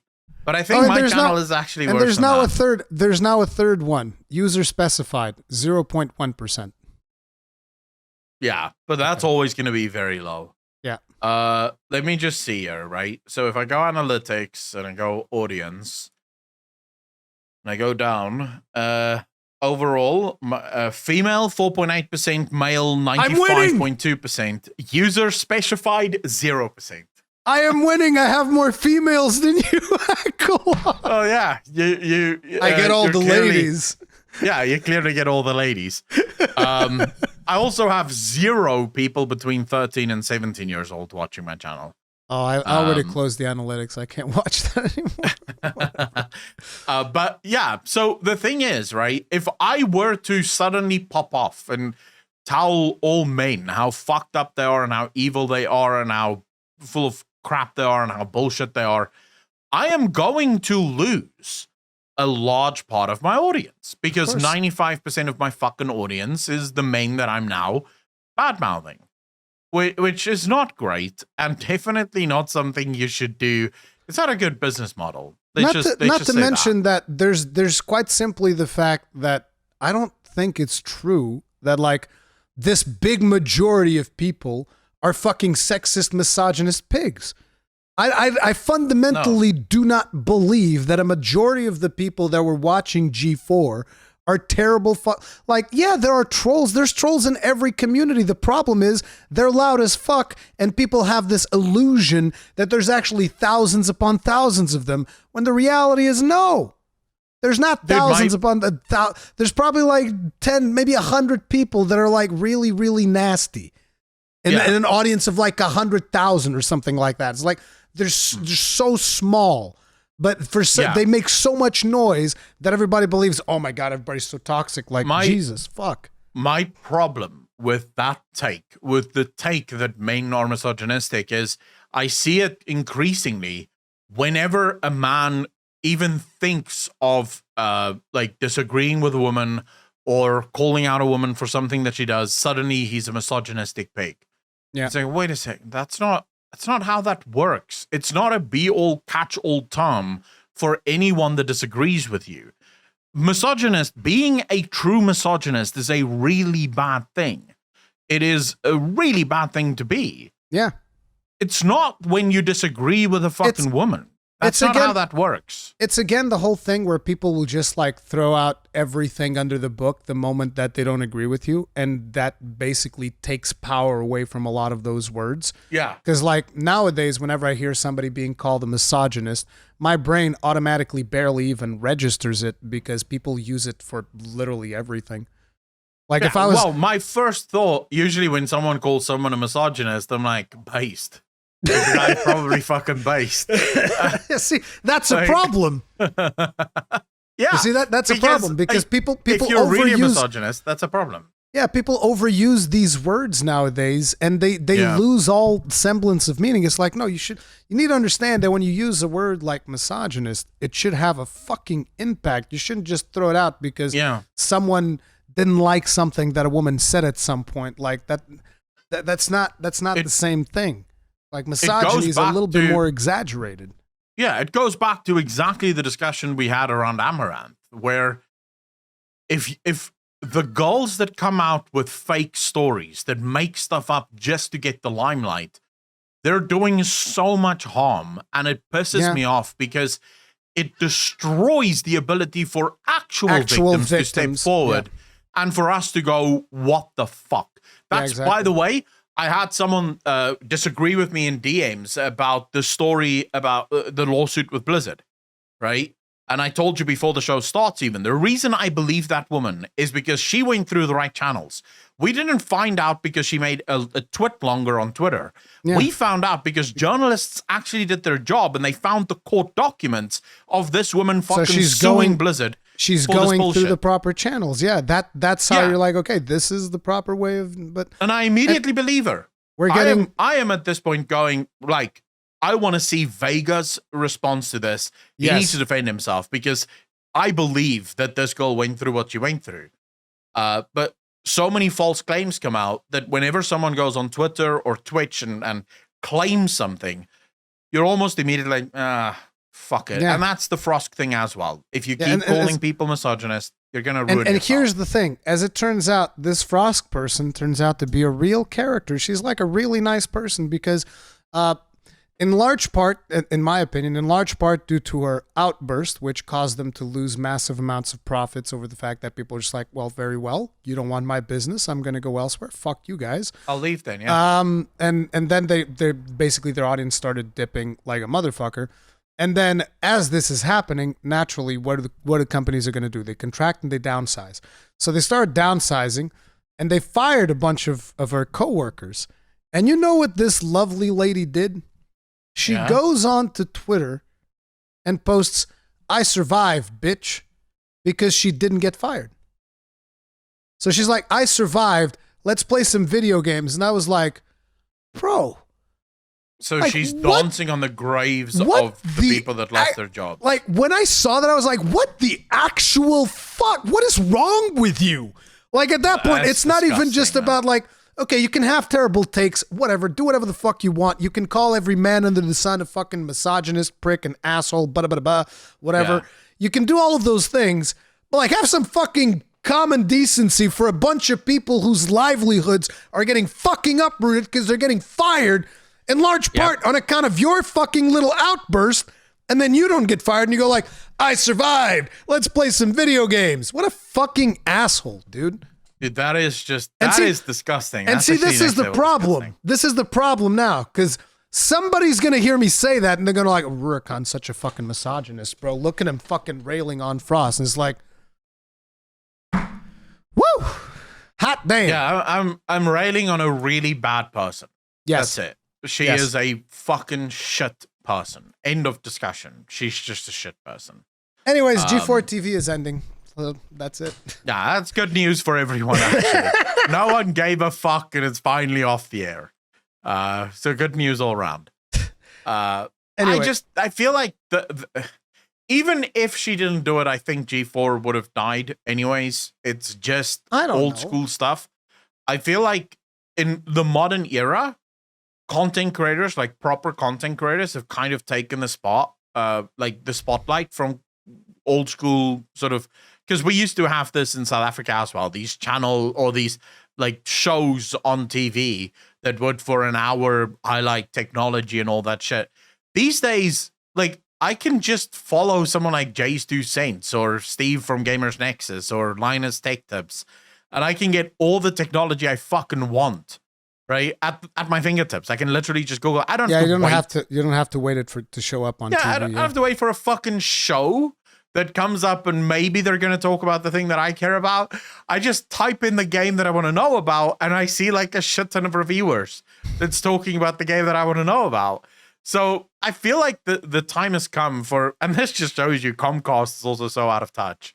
Do you think, we'll bring back G4 because people really loved it back in the day? Yeah, back in the fucking day, motherfucker. We didn't know what the internet was. Like, Jesus. So yeah, it's kind of funny to me, but at the same time, you know, kind of sucks. Is what it is. It kind of sucks for the people that lost their jobs because there were a lot of people actually working on the project, and that fucking blows.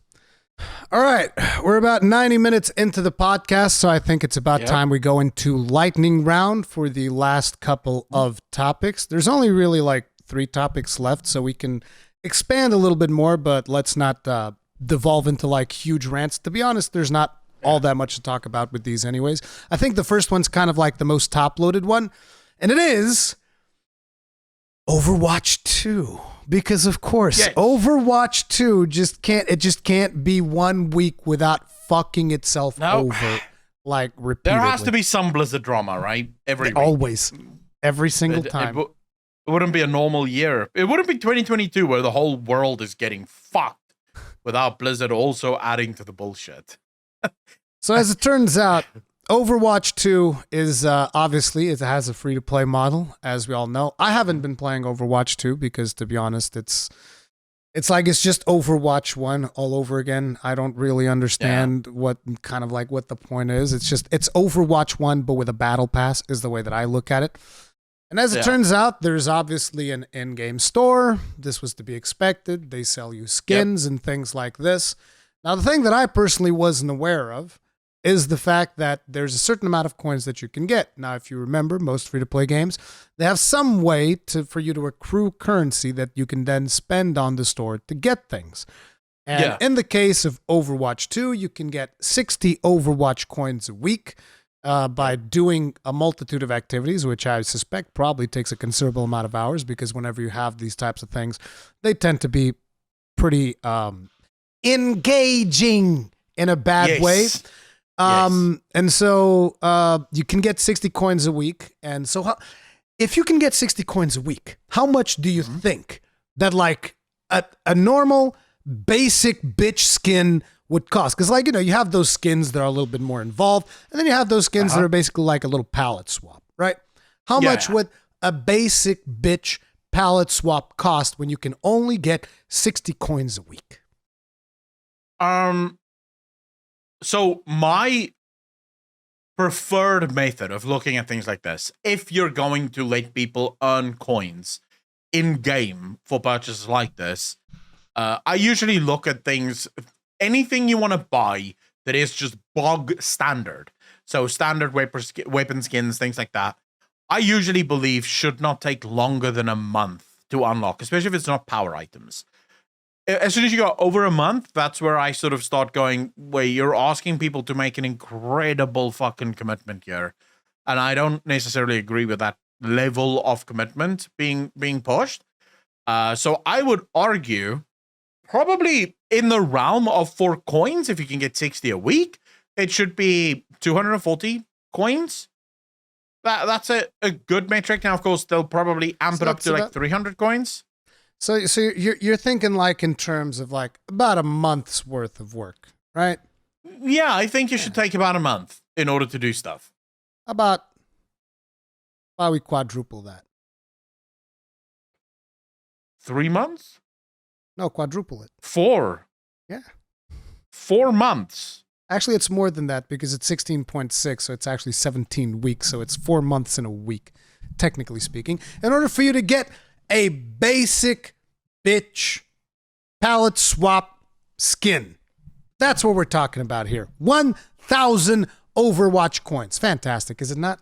Dude, 4 months is sickening. I mean, 4 months is, it's sick. Imagine just like think of it like this. You know, Torbjorn's got a red armor, and you're just like, bro, I want Torbjorn in a white armor. I think Torbjorn looks so good in a white armor. Okay, that'll be 4 months. to change Torbjorn's color. You see, it's disgusting. It is absolutely disgusting. Now, just to be clear, right? The article also goes on, and yes, me and Rurikhan were doing a bit of a bit there. Yeah. Because I knew beforehand we both read the article. The article goes further in saying, but I do stand by my, it should take no more than a month to get a box standard skin. For like epic skins that change voice lines and change all sorts of shit, yeah, I can probably be sold on a 2-3 month commitment for something like that, because you are working towards like a truly fucking epic skin. But just the recolor should, especially in a game where you can't even see your fucking character. Yes, you know, it's for other people to see. Yeah, it's for other people. It's not even for you, right? But here's what really pisses me off. It's not even that just how long it's going to take you. It's that these skins, even the basic ones, are on rotation in the store. That's in other words, you can't just buy them whenever the fuck you want. You have to hope that this week that you finally have all of your points is the week that your preferred item is going to get into the store. Now, I'll tell you why they're doing this.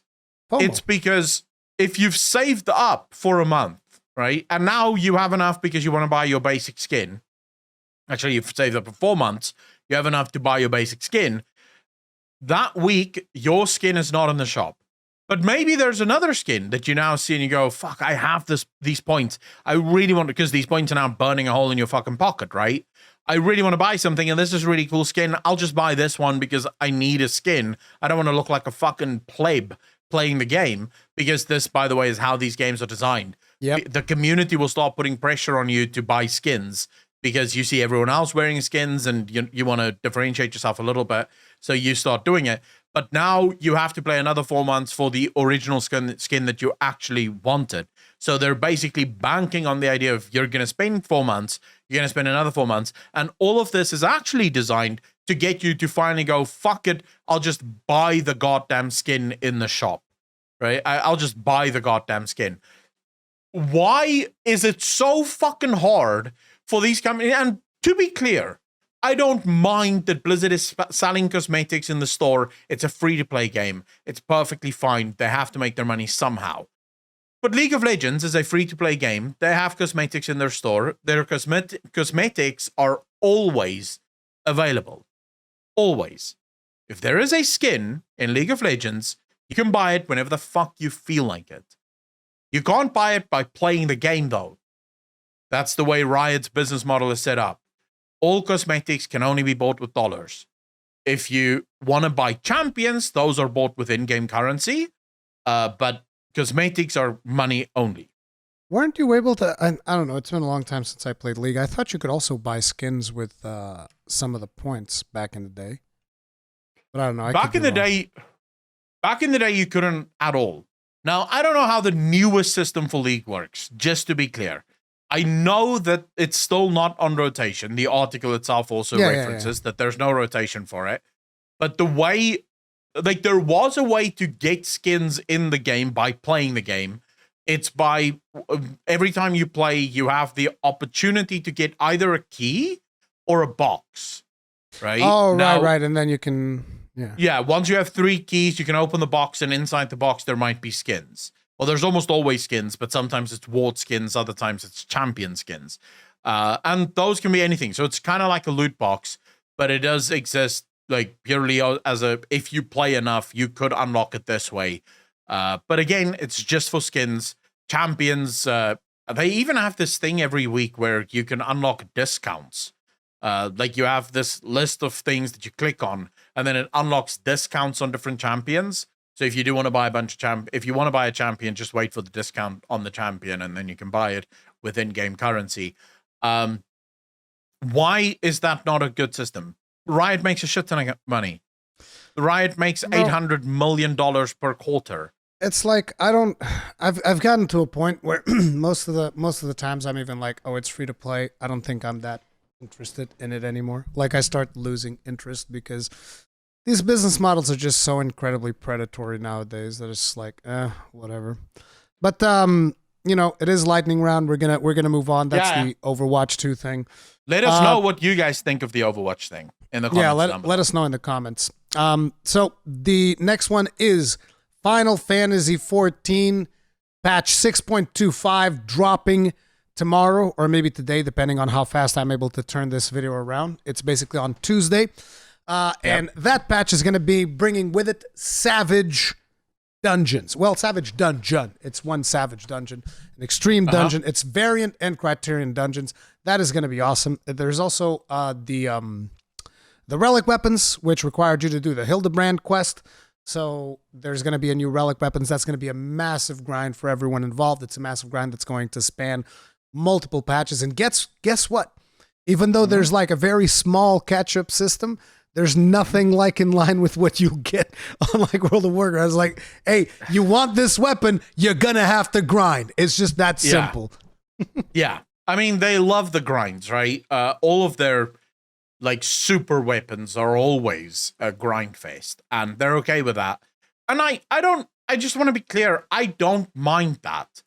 MMOs must have a specific set of grind. That's what makes MMOs fun.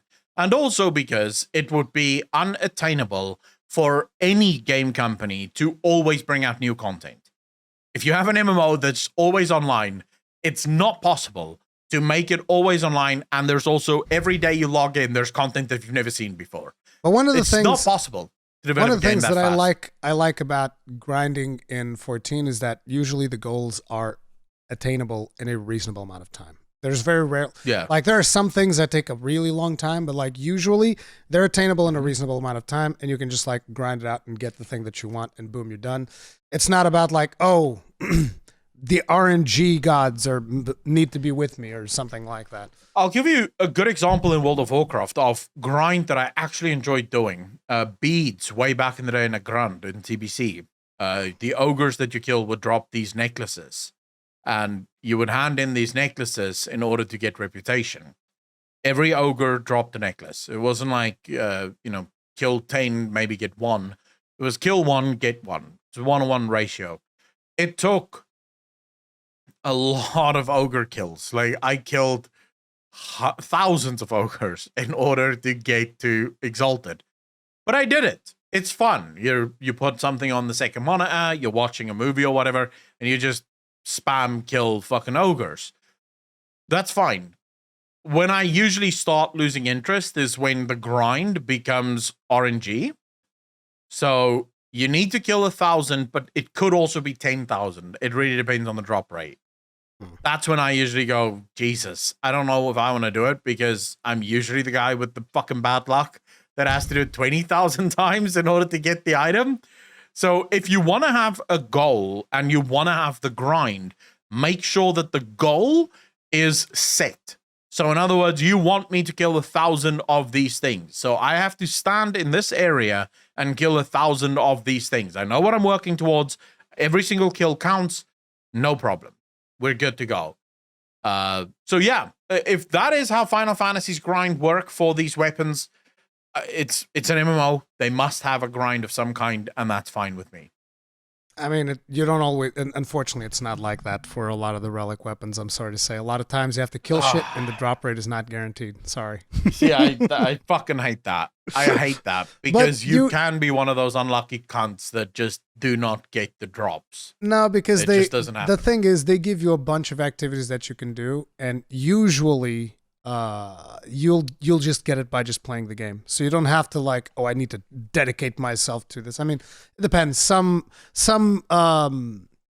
relic grants have been one way, some have been the other. Like I've actually, I think it was either yesterday or the day. No, I think it was the day before yesterday. I actually got all of the Paladin relics, all of them. I was like, yes, this is what I wanted. All the Paladin relics. I've achieved this. It's mine. Nice. I haven't even logged into Final Fantasy in about 3 months. So. I know that you have a lot of fans that are worried. Like they're like, "Come on, Accolonn, come play some Final Fantasy 14, bro." The viewers really want me to play Final Fantasy, but they're rabid about it, dude. Like, where did you end up in? Other things. You ended up in Stormblood, right? Yeah, I have 2 patches left before I go to Shadowbringers. You're like so close to Shadowbringers. No wonder people want it. It's like, dude, it's like you've been edging them. And then you just stopped. You've been edging everybody into Stormblood. You're like, okay, guys, it's almost there. And then you stop.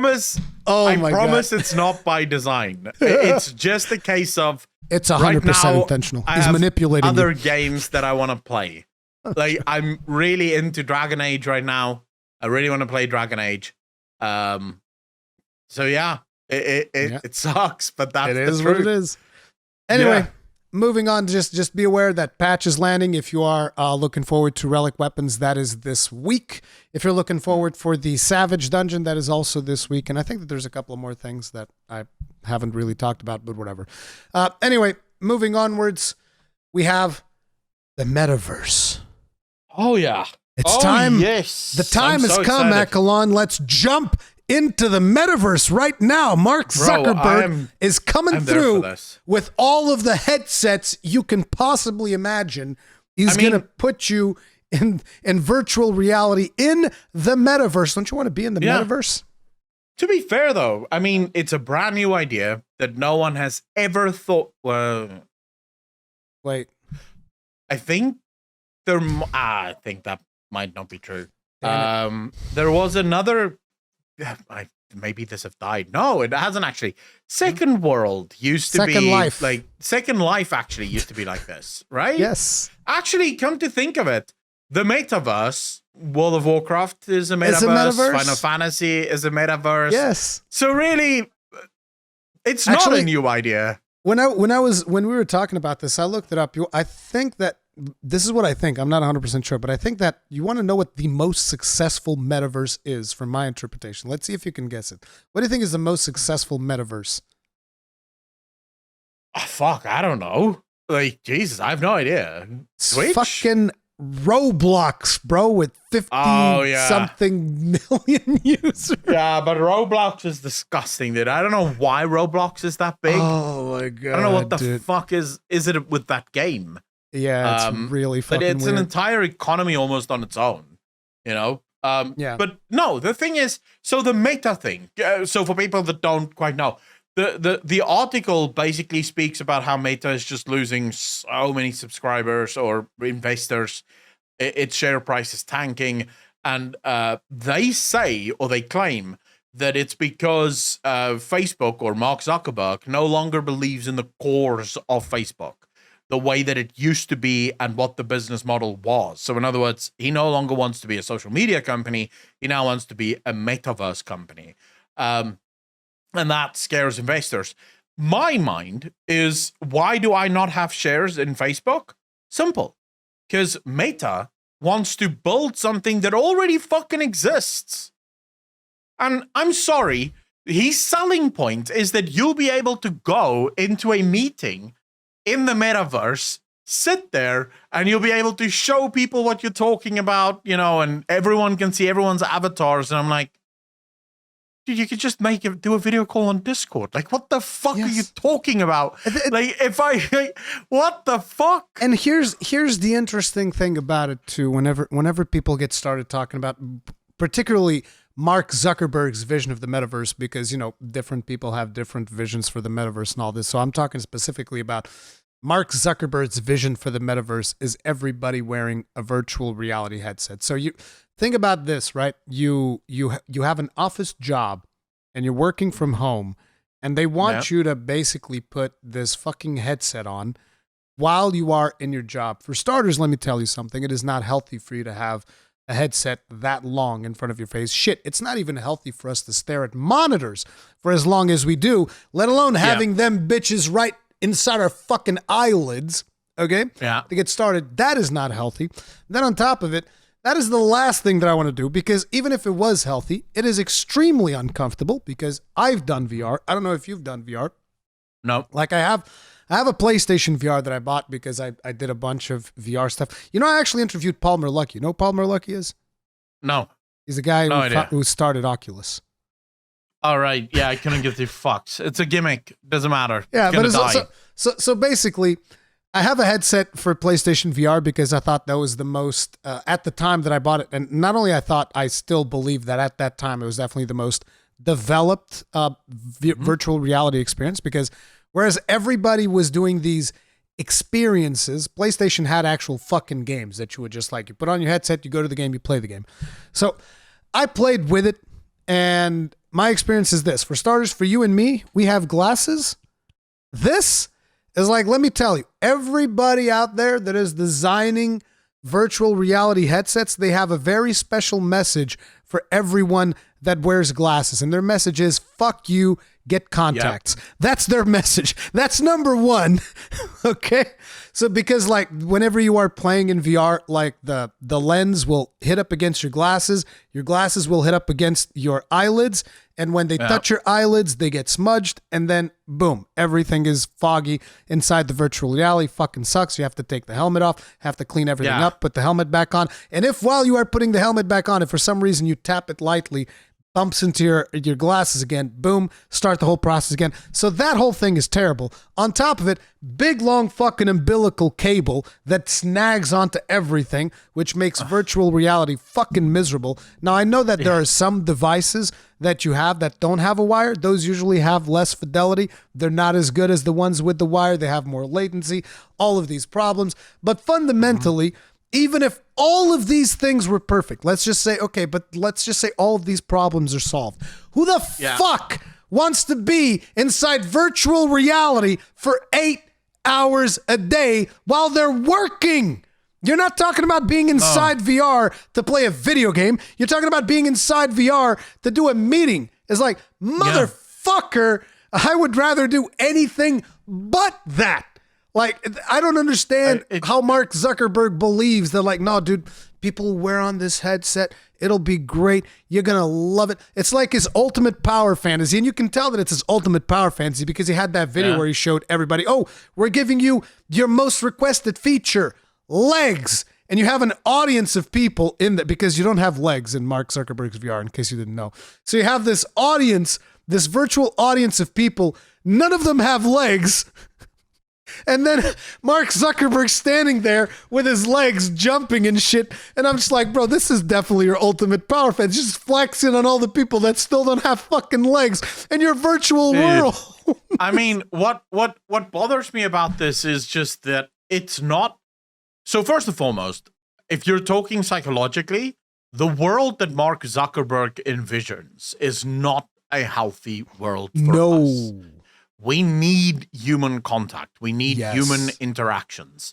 If everyone lived their lives in the metaverse, the suicide rate would fucking skyrocket. Like, so many people would kill themselves because you don't have that, the basic thing that all humans need. I was watching a psychologist just this weekend, actually, Jonathan Haidt, and he made this incredible discussion. Like, he's talking about why the younger generation, specifically Gen Z, why they're so incredibly fragile. Why everyone gets canceled so incredibly quickly if they say anything that's bad. And he said, so human beings have what we call slow growth. We grow incredibly quickly up until like the age of 5. By the age of 5, your brain is like 90% developed, at least in terms of size. And then from the age of 5 to like almost 25, you grow. Up until the age of like 25, you're still growing. And the reason it takes us so long is because we are the only mammal that can be considered a cultural creature.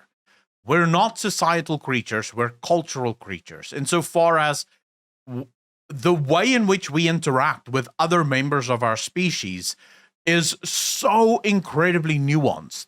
So we learn through things like play, going outside and playing with other kids. We learn about democracy. What game are we going to be playing today? We learn about infringements, right? So, oh my God, you just did this thing to me.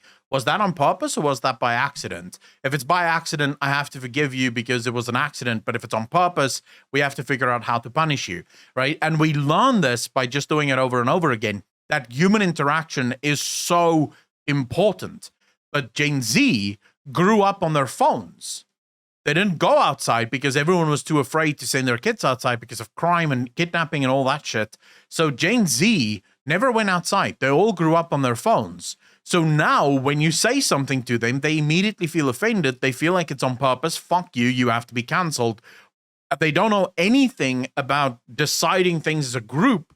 Instead, everything is decided by them because they grew up alone, which is just showing you the incredible harm being done from human beings not having the ability to interact with other human beings. Mark Zuckerberg wants to create this world in which, he was talking about it the other day, where they're designing VR headsets for kids and so kids can go to kindergarten, but in VR. It's like, dude, what the fuck are you actually talking about? Children need other children. We need to get into fights. We need to get into arguments. It's dystopian, dude. It is. But that's the world that he fucking dreams of. And you know it is because Bill Gates the other day went on television and said that, we really need to start locking down for climate change. We need to have times during the month where people are not allowed to leave their homes because climate change is the biggest threat to humanity ever. And it's like, okay, the reason they want to do that, again, is because they want people in the metaverse. They don't want people to actually interact with each other. Bill Gates is like, there's too many people outside. I want to have less people outside so that I can just chill outside. So they want to lock everybody. And most of these millionaires are actually like that. They're like, let's just lock everybody in their homes and then we can have the outside world all for ourselves. Let's put everybody in these cubes. If everyone's in VR, they won't see how much money I'm stealing in the real world. That's effectively what it boils down to, right? It's so fucking bad, but it's just a terrible concept to begin with. And to be honest, I'm like, you know what? I'm happy, dude, because I don't fucking like Facebook, dude. So fuck Facebook, fuck Meta. I haven't logged on into Facebook in so much fucking time. I don't even remember how many years it's been. Look, Facebook is a fucking scumbag company. Mark Zuckerberg is a fucking scumbag. And, his version of the metaverse is a fucking dystopian future that I want no fucking part of. So the only reason I log into Facebook is because you have to log into Facebook to get into Instagram. Yeah, I don't do Instagram either. Fuck them both. Fuck it. I have Instagram, but only for gym pictures once a month. So once a month, people get one picture of me in the gym. And I only do that shit on because Twitter. Post that shit on Twitter, post it on YouTube. I've already started it on Instagram, and that's how I track how much weight I'm losing. I take a picture on Instagram, and I'm like, oh, I'm losing weight. Great. I don't do anything else on Instagram, but yeah. Yeah. That whole thing is a fucking piece of shit. Anyways, what are you working on? You said you were going to play World of Warcraft this weekend. You didn't. I'm calling that in. What the fuck happened? Yeah, I had this itch to play Dragon Age Inquisition. I want to finish it because I think I'm right at the end of the game, but I want to finish it because everyone says the story is amazing, and to be fair, the story is amazing. So I really want to finish Dragon Age Inquisition, and apart from that, I'm just sort of doing whatever the fuck, right? Streaming, reacting to content. Yeah, that's basically it for me. What are you currently busy with? Dude, I started playing God of War yesterday on my stream because I want to play God of War Ragnarok when that comes out, and I'm trying to relive the original story because by the original I mean the 2008 version of it because I love that game and it was fucking amazing. It is one of those games that, considering that it's been 4 years, that game has aged like some fine fucking wine. That game is so good. You're talking about God of War 3? No, God of War 2018. God of War 1. The 2018 version, the one that came for PlayStation 4. Yeah. But it's kind of God of War 3, isn't it? No, it's like God of War 4. 3 actually exists. There is a God of War 3. Oh yeah. So that one's kind of like God of War 1. Yeah. I played God of War 1, 2, and 3. It was PlayStation 2, I think, back in the day. Yes. Yeah, I played that. I loved it. I never finished God of War 4 or whatever. Wait, did you play it? Did you play it? Never finished it. Yeah, I just never finished it. So you played the PC version because you don't have a PlayStation, right? Oh no, you do. You do have a PlayStation. Never mind. Yeah, I have a PlayStation 4. I just will never buy the PlayStation 5 because my PlayStation 4 currently is just a glorified Google box. Oh shit! Nice. Yeah. Fucking nice. I was at the launch event in Portugal. It was fucking awesome. Easy, bro. Nice. No, I should play it because I have a viewer that gifted it me. So I should absolutely play it at some point. It's very easy to recommend for me. Like the story is good, the gameplay is amazing. I fucking love it. Yeah. And I just got I should play this as well, but I don't know when the fuck I'm gonna get time because tomorrow Plague Tale Requiem comes out. Oh, snap. So gonna be playing the fuck out of that. And I just got invited to Darktide closed beta. Time to get that fucking Warhammer fix. Yeah, which I know a lot of my viewers want to see, so I have to play the closed beta at some point as well. I don't even know how long the closed beta is going to last for. So that's a whole thing that I need to do. So yeah, I've got so many things that I need to do and no time to do it in. Fuck that's life. That's the content creator lifestyle.